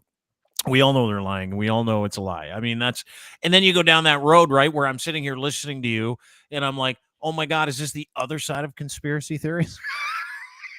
Like, you know, and I know you and I see your work and I read a lot and I understand what you're saying, but it isn't. Like, they operate in these shadows to the point where when they come out and say it, like Marjorie Taylor Greene, like yesterday, she's like, women were made out of a rib of a man. And I'm like, holy fuck, she's saying the quiet part out loud. Like, you know what I mean? Like, everybody is coming out with it now, but it's just, it all lives in this fucking crazy world of fantasy until you start putting these things together. Josh, HiFi, is a member of the Radicalized pod. At Radicalized pod is where you can get them. Go and watch the last one with Nancy McLean. You guys did such a great job breaking down how this works, how the data points work, who's in charge of what. Not just the Koch brothers, but I mean, you know, there are so many institutions that legitimately use this information to be able to make this world a worse place for their own promotional benefit, right? And that's what we're talking about. We're talking about individual groups, individual very wealthy people that are trying to keep their thumb on the middle and lower class, and they're doing it by accessing your brain through a series of data points that you don't even understand. Like, that's the crazy part, is that you don't even know what's happening. Let me ask you a question. In your metropolitan areas over the last, say, 15 years, what have the real estate costs been like? Real estate has fucking gone through the roof. You can't afford a house in Canada anymore in certain parts. Who's buying all those houses? Foreign nationals mostly. Wonder why? I think I know why, but I would love for you to tell me why. Well, I have no idea. I mean, it's economic oppression, because if these houses are owned and you have to rent, well, you're going to end up paying more. So they're keeping you under economic thumb. They're also, well, things are going to start crashing down if we really did what we were supposed to. Because, I mean, you look at the rich do not have borders like we do. If you look at who bought Jared Kushner's building, I forget if it was the 666 one. It was the one that had the huge sculpture in the foyer when you walked in. Very, very famous sculpture by a Japanese woman. It was bought by a Canadian construction magnate out of Toronto, whose wife is an art collector. And shortly after they bought it, it had to be removed for cleaning. I wonder if the same one will go back in, if it'll be a counterfeit. No one will ever know. You never know. That's the fun part of this, right? Research. Please follow this man at Radicalized Pod is where you can find him. He's been kicked off Twitter 43 times, so you won't find him there. I think you've got an Nor will you find me on LinkedIn. Are you on LinkedIn? Are you back on LinkedIn? I thought you got kicked off. No, I never will be.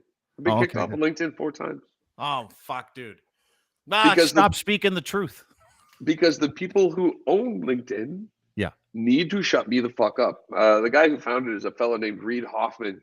Guess what? He worked at PayPal with Peter Thiel and Joe Lonsdale.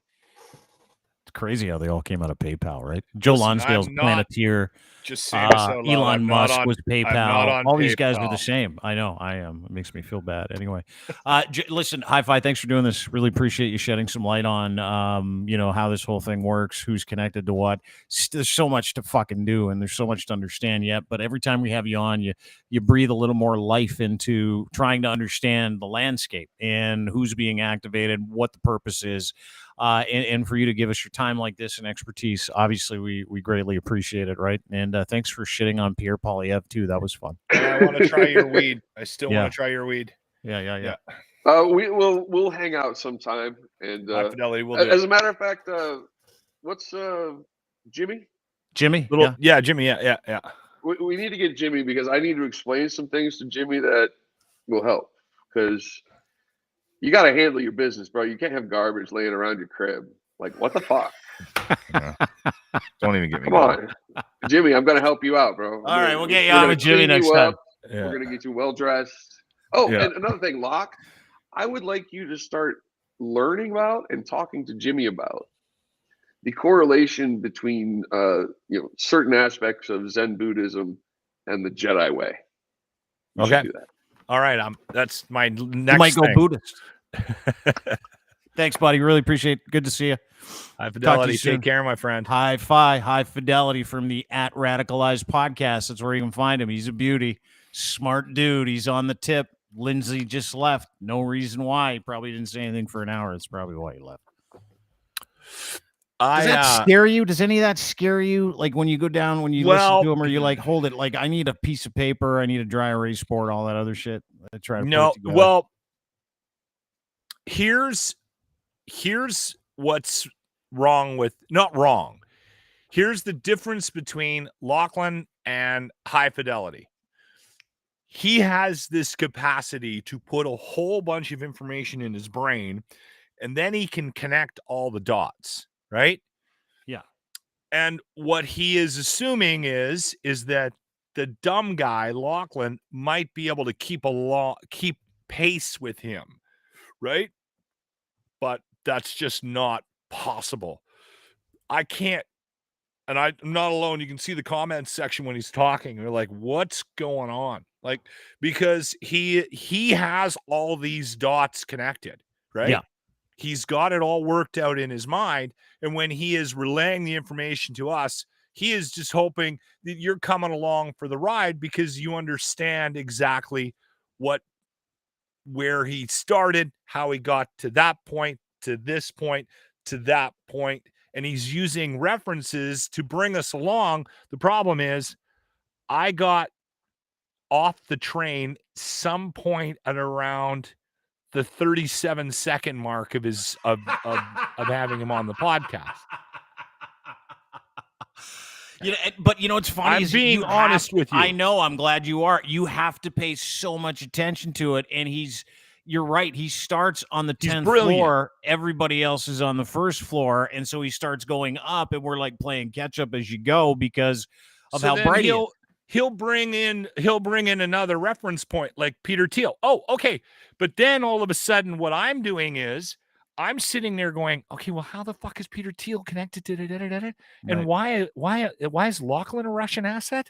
Like, so I am still running 20 kilometers behind him mentally. That's the problem with High Fidelity.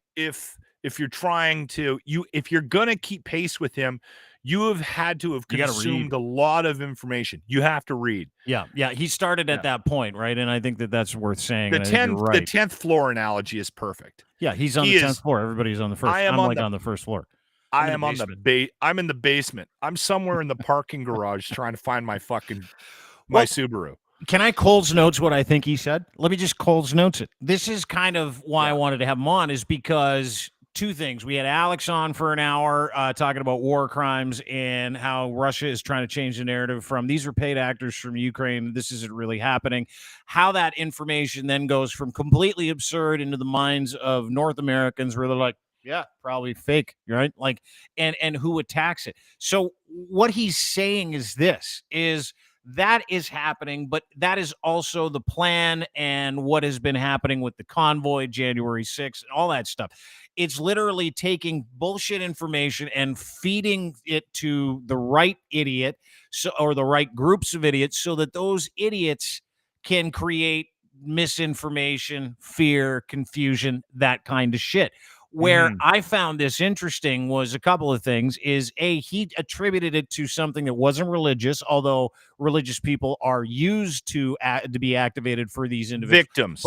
But yeah, exactly. Creating victims, an army of victims, which is what we've all been arguing about. Like, where are these fucking people coming from? That explains, hold on.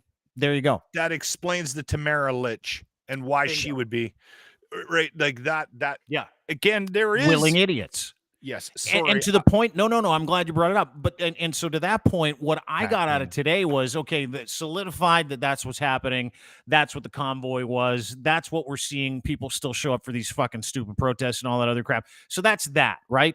Where it makes a little bit more sense to me is, oh, okay, so Peter Thiel was involved in PayPal. Joe Lonsdale was involved in PayPal. Elon Musk was involved in PayPal.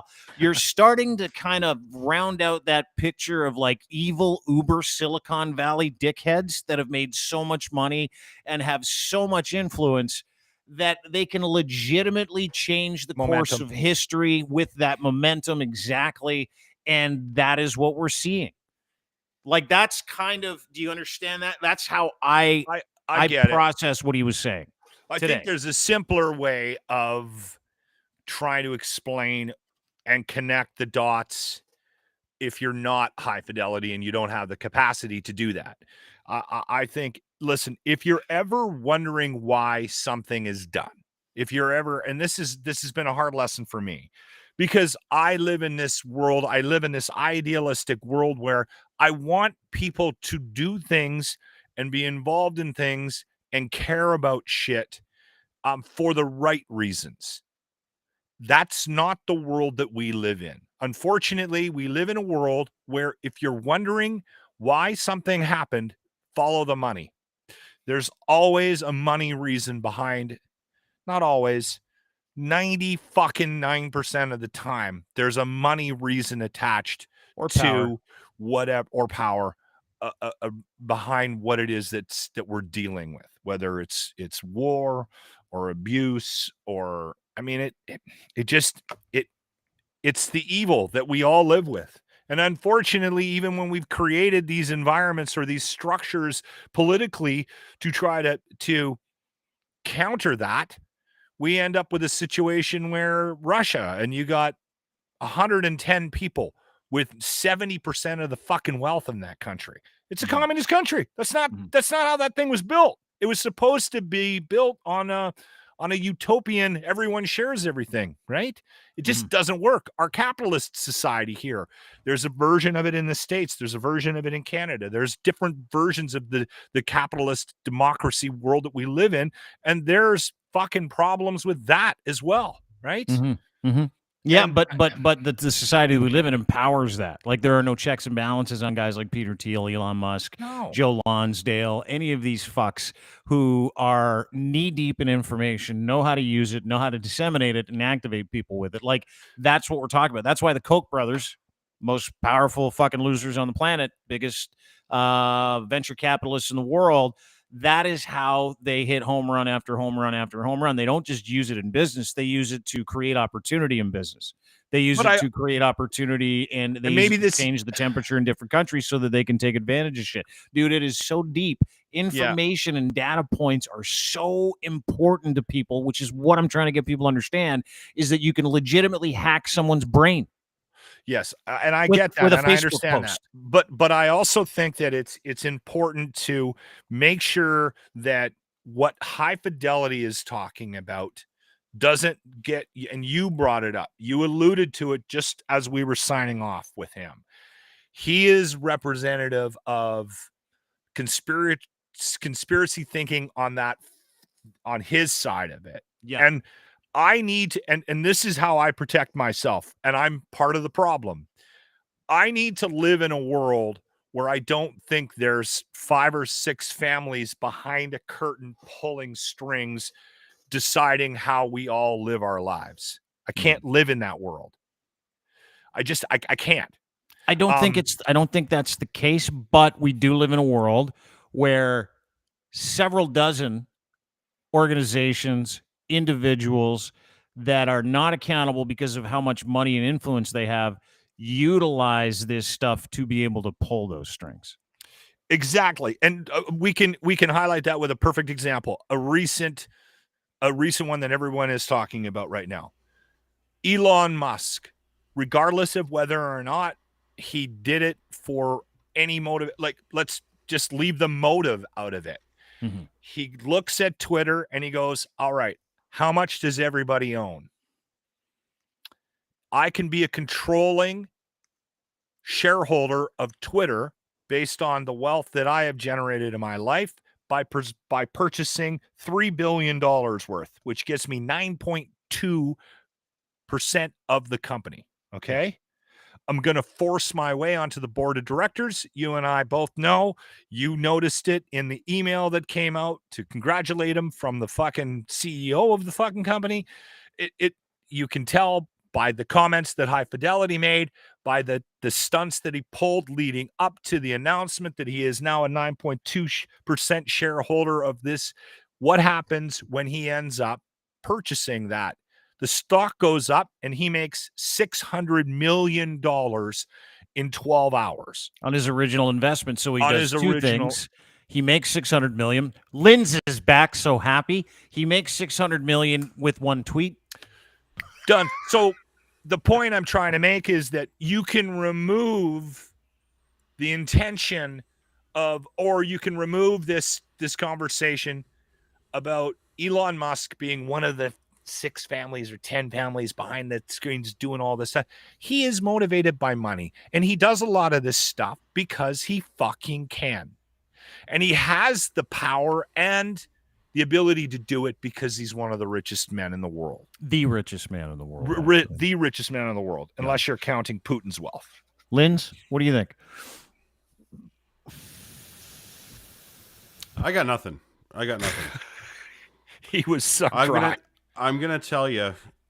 I'll be honest. There's an extreme QAnon-esque side to both sides of every story, and I'm not gonna discount what he has to say, but I don't agree with the rabbit hole chasing that we do on either side, unless there's something in front of me with a document or a video or somebody with a name that can put some credence into it. I just can't. I don't subscribe to that sort of a thought. We can have all the theories we want, and all we do is spend a lot of time bashing people on the other side that do the exact same thing that we just spent an hour doing on this show. And I just don't feel comfortable with it myself. I just don't. It feels very hypocritical to what we normally do. What, like taking a shit on? Well, I said that just to understand what you're saying. What you're saying is that going through that process without receipts was what bothered you. Is that correct? Yeah, because that's what the alt-right does. We're talking about Elon Musk cutting some chick's stomach up. Like, come on. What are we doing? Well, no, it was a reference point, and I went and looked it up, and I couldn't find any pictures. As I was looking up Joe Lonsdale and his assault of his girlfriend, that is accurate. She was charged. She charged him with all kinds of horrific abuse. That was later settled out of court. No one saw the light of day after that. So I was fact checking as we went. Individually, I'd have to go back, but nothing that he said that I found as I was fact checking was made up. I understand but I understand what you're saying too. Yeah. Yeah. I just, like Bill Cosby living down the street from Jeffrey Epstein shit like that. Like, who cares? Like, that's got there's no correlation there. There's no causation caused by the correlation that you can, like, it literally paints a picture and it paints a mood. and it paints an aura of conspiratorial thought, which discredits actual things where people are like me. I just did it. Because I like Locke said, you're 20 steps behind when somebody keeps doing this. Yeah, jumping off into the other thing. And it's I don't Go know. ahead. I'm not saying he's not. I'm not saying he's not credible when it comes to some of the things. He's very smart. He knows what he's doing when it comes to the data sets as like in the last one we had when he went through the GoFundMe or the Give Send Go, whatever it was, the data that he did there. It was great because we had receipts, but at the same time, none of that information is verified from that list.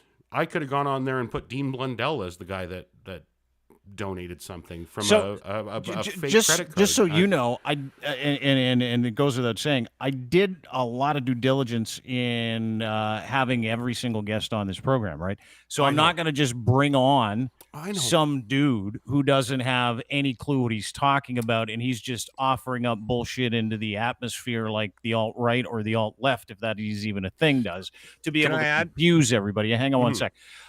So like that is in itself, I think, indicative of what we're trying to accomplish here. What we're trying to accomplish here is we're trying to get people to understand where the bullshit is coming from, where the hateful shit is coming from. And when it comes to piecing this together, we're on the bottom floor, as Locke pointed out earlier, right? We're on the bottom floor trying to look into this. Yeah, the 20 steps back. Exactly. So individually speaking on this show, we can have differences of opinion, but I think you know me well enough to know that I'm not just going to put some crackpot on. I trust this guy. I have consumed a lot of his material. I have double checked and back checked what he's talking about, and he is legitimate in as far as offering presentations and receipts. We can talk to Josh about it. I'm sure he'll bring it to us. He just sent me a note, so he's going to say he's watching this right now. He actually watches this podcast, which is why he brought up a bunch of familiar shit from podcasts previous. So I think I have something to add. Oh, he's here. Well, we should bring. Do you want to bring him back in? He's back here. It's 5:15 now. We've been at it since 3. I'm already ready to kind of pack it in. So this will end up being another hour. If you're good with it, I'm good with it. I don't care. It's up to you. Yeah. Well, I want to bring him back in because he's guy wants to talk about it. Right? He just popped in. So yeah, we'll bring it in. HiFi's back. Go ahead. All right. I just sent you the picture of Grimes' belly. You can look up the court cases. You know what, dude? These are all documented. Let me. And let I me know jump I in. do. And actually, I just went and changed into a hoodie. Sorry, that's what I did. Oh, that's the group. Right? I got to explain something about our friend Linz. Linz is a wildly practical, pragmatic individual. That's his wiring. So I can tell, I could see and feel his frustration in what we just went through with you in the last hour and a half. No one's questioning what happened. I think what it is, it's the presentation that's frustrating because a lot of people can't keep up with you. High Fidelity. The comment section on the side was very back and forth. Like, there's a lot of people that are wired like you, and they fucking love this shit, and they want more, and they can't get enough of it. Then there's people like, I'm a little bit like Linz. I'm okay living in Edmonton, Alberta, drinking my 6 beer a night and fighting with people on Twitter about bike lanes and whether or not we spend too much money on them in a city where there's 6 months of winter, right? When you start digging when you start digging as deep as you fucking do, you can split the crowd a little bit. And we got a representation of that on the podcast today. Dean's fucking invested. Like, Dean reads a lot of the same shit that you read. He follows a lot of the same things that you follow. I can dip my foot into the conspiracy pools, and I enjoy that, and I find that fun, and I'm entertained by what we went through. Linz is frustrated as fuck because and to be fair, it's his wiring.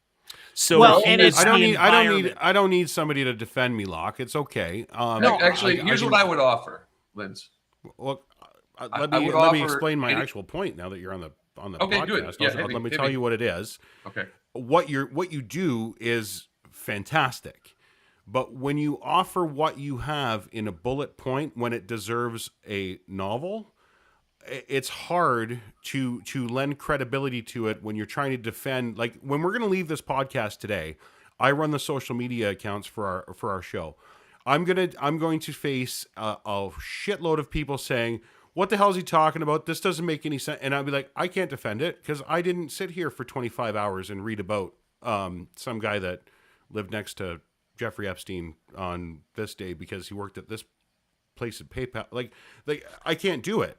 So from a presentation standpoint, we need to wrap it into one thing. If we're going to talk about something, we talk about one thing.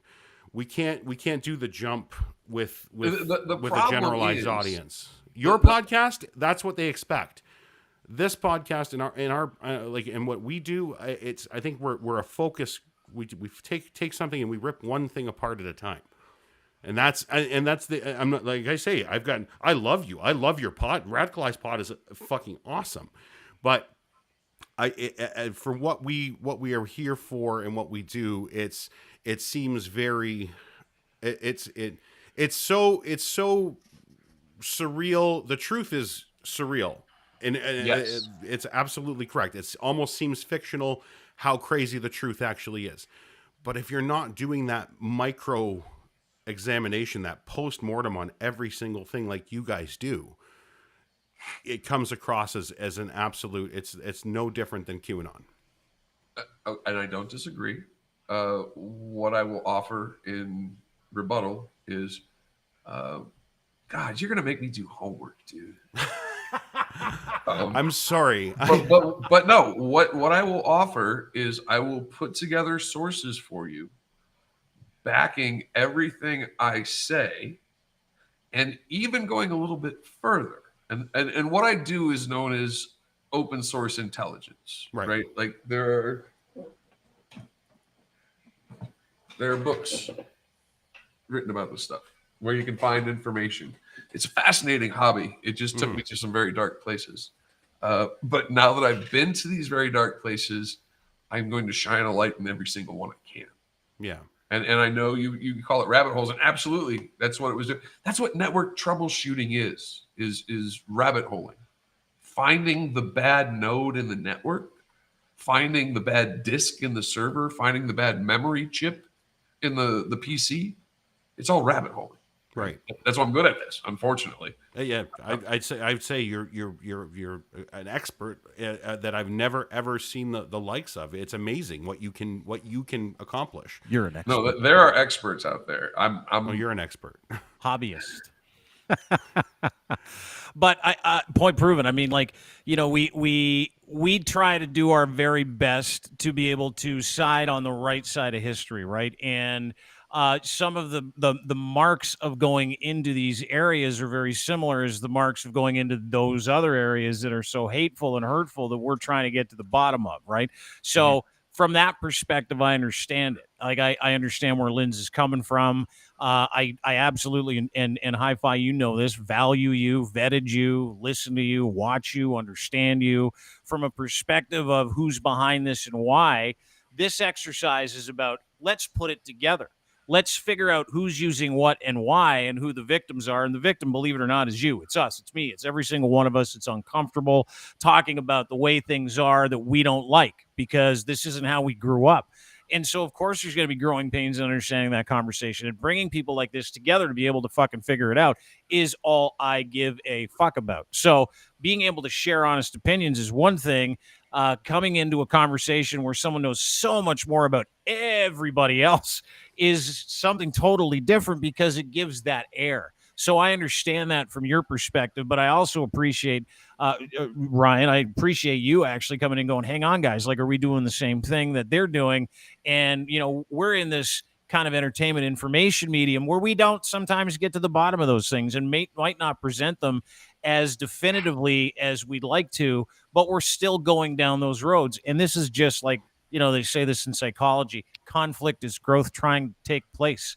That's what this is, right? Like, we're trying to all figure this out, and you're going to misfire. You're going to fucking find somebody that might say something that confuses. You're going to find somebody that obviously knows more than me about it, which is the endeavor of this actual project, which is how do we bring people together to be able to have these conversations that people don't have so that we don't walk around in ignorance, right? And I think that's what you're saying, Linz, is that that was terrific. It was interesting. It was way above my head, but at the same time, I'm still trying to pick pieces out to be able to piece this together. And guys like HiFi are so deep in the well that they've got a handle on it. We just want to see a picture drawn, right? Like, that's, I think, as I actually have one of those. Oh, do you? Yeah. But yeah, also, I actually have a chart that I made in 2020 of the entire network of quite a few people, the PayPal mafia. Facebook was a huge part of this, right? Yeah. And if you look at a lot of people who got rich off of Facebook, they are involved in Brexit. As a matter of fact, Mark Andreessen. See, this is exactly what Ryan was saying when we're doing it again. We can't do it, right? Yeah, we're already here. We're not going to do it. We're not going to do it. But I think have what a we should picture do for you, Ryan, and I have details for you, and you and I should hang out sometime. Dude, the last time I told this story, it literally took me 3 hours, but I had all my sources and everything backed up. Mm-hmm. Yeah.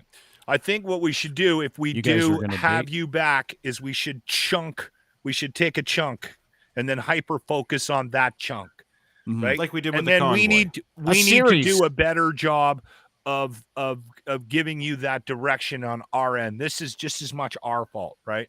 Well, there's no fault. This is fucking awesome. Like, I learned a ton today. Like, we're having an honest conversation. HiFi and Lindley is a sucker for some research. He loves it. So they're probably going to get together and share some notes, and then we're going to figure this whole thing out, right? Like, that's what we're supposed to be doing as people. I marketplace of ideas. Lynn's like, hey, listen, I'm having a hard time with this. Can we figure this out? Yes, absolutely. HiFi comes back. He's like, no problem. Let's all figure this out, because he understands that not many people understand it, right? Like, we don't. I don't. Mm-hmm. But it has those markers. So that's hopefully what we can do in the next few weeks is, sort of breathe this stuff out so people can have receipts of what we're talking about and what you're trying to educate people with, right? Is that cool? Can we do that? Yes. So if you watched our last episode with Nancy, and we just had a breaking news story. We actually interviewed the CEO, Nadine Smith of Equality Florida, who's fighting Ron DeSantis in the Don't Say Gay bill. But before that, we had Nancy McLean. And the point of her book is that they are attempting to defend capitalism from democracy. As the population spreads out and people do become more diverse in a geographic area, they call it the browning of America, the graying of America. We're not having as many babies because of capitalism. And sometimes the environmental damage causes infertility. Sometimes you just can't afford to have a kid, right? Mm-hmm. But it's capitalism versus democracy is ultimately what we're looking at. And that's direct from Nancy McLean. Well, listen, you can go download the Radicalized pod anywhere you get your fine podcasts. I highly suggest you do. Listen, we'll let you split because we got to run HiFi. But thank you very much for popping back in again. Really appreciate it. As always, brother. Cheers. Talk to you soon. There is HiFi from the Radicalized podcast. Rook told me that he wants you to show the picture. The goat. He said, don't sign off without the goat. Yeah. Our merch store is up. Look at that. How do you like these apples? What's you can the go 34 all about? Well, the 34 is Auston Matthews. He's the greatest player in the NHL. He scored 3 again last night, and he's way better than Connor McDavid, and we all know that. And you can get into your that tomorrow. GOAT shirt, and you can get your GOAT hoodie here at DeanBlundell.com. Isn't that nice? You can also get, as promised, a GFY shirt. Go fuck yourself. Or you can get a red. Go fuck yourself. Good for you. All right. Or I'm going to go walk the dog.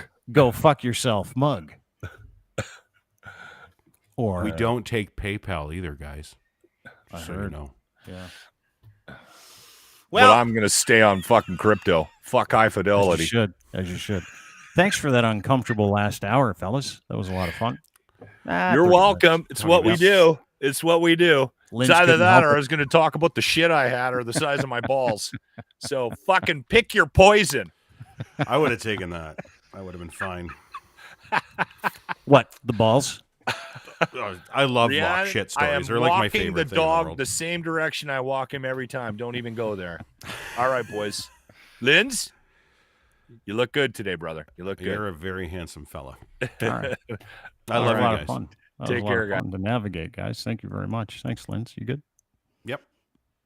All right. All right. Great. What's that? I don't know. It was just. Did you just zoom? Zoomed in on my face. I looked away and I looked back and you were closer. I'm like, how the fuck did he do that? Zoomed. That's right. Wow. I can No, zoom in or out. everything's good. Just you know, that one felt a little awkward. That's all. Yeah. A little bit. Well, the good thing is that we motored right by it and didn't point it out or pay attention to the fact that it was awkward.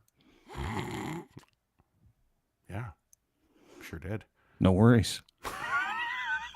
Try again How tomorrow. long have we been off the air? No, we're on now. Oh. 2:20. 2 hours and 20 minutes of awkward. I'm just kidding. I'm a fan of his pod. I love his pod. I love to listen, and it's one of those things you zen out and can focus on. It's just This pod? No. Or his pod? Radicalized pod.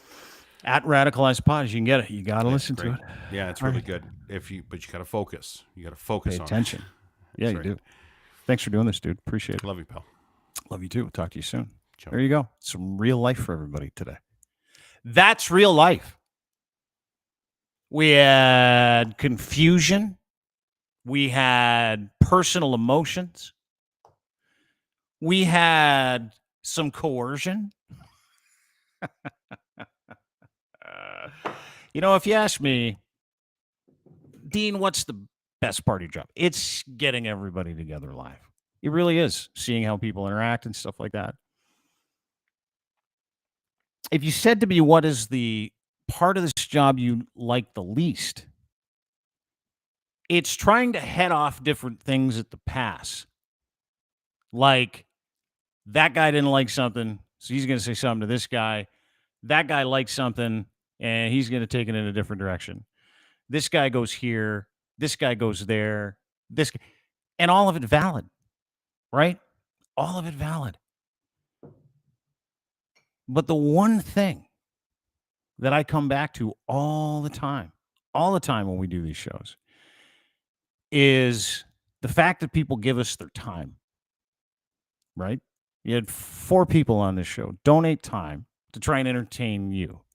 And in it, you got real life. You did. You got subjection. You've got upsettedness. You got anger. You got happiness. You got relief. You got all of it. And it was all real. Like, all that shit was real. As uncomfortable as you were, hey. But at the end, we all came together to figure it out. Maybe. I don't know. What's more is, I don't care. Do you know why I don't care? Because we did it. 2 minutes, we'll be done. And we'll do it again tomorrow. And we learn, and we grow, or not. Either way, I'm super appreciative that HiFi could join us today. Really grateful for Ryan's time. Very grateful for Lachlan's time. As always, nothing is going to be the way you envision it to be. So what do you got left? You do the best with what you got, and that's what we did. We're content wizards. Jen just said that. Have a great day, everybody. Appreciate you being here. Everybody, including you, for watching, commenting, all the other stuff that we did today. Thanks to Josh for joining us. Thanks to everybody else for being part of the show. Thoroughly entertained by all of it, even the interpersonal stuff. I could sell tickets to it. It's like my favorite thing. Uncomfortable is my favorite emotion. Remember that. It's unintended content. Everybody will talk about it. Either way, herding cats is what we do here. Thanks for being a part of it. Appreciate it. Don't forget to say hi to our friends over at Domination. Dominate with content by going to domination.com, dmntn.com. That's how you do that. All you do, very simple, is you use them for things like content, promos, stuff like one file like this. You give it to them. They send it back with 72 promos. Makes your life a million times easier. Try them today. If you're a streamer, gamer, podcaster, or more, go to domination.com for more details. Also, Ed's Fine Imports, his Gitch, we wear them. You can too. Gitch3 is your promo code. Order them at edsfineimports.com. When you use that promo code, he'll send you a free pair for free. Also, massive online store, clothing for men and boys at edsfineimports.com. Last but not least, Easy Auto Financial. Our friends at Easy Auto Financial want to help you get into a car, the car that you want at the price you want with free financing. They take care of all the financing too. Free financing at deanblundell.com. Check that out today. They're our friends. They want to be your friends, making buying a car totally easy, turnkey, taking the fear out of getting your credit check because they don't give two shits, by the way. So go to easyautofinancial.ca for more details. Have a great day, everybody. Really appreciate you being part of the show. And we'll see you tomorrow for what promises to be easily a much more comfortable program. Have a great day, everybody.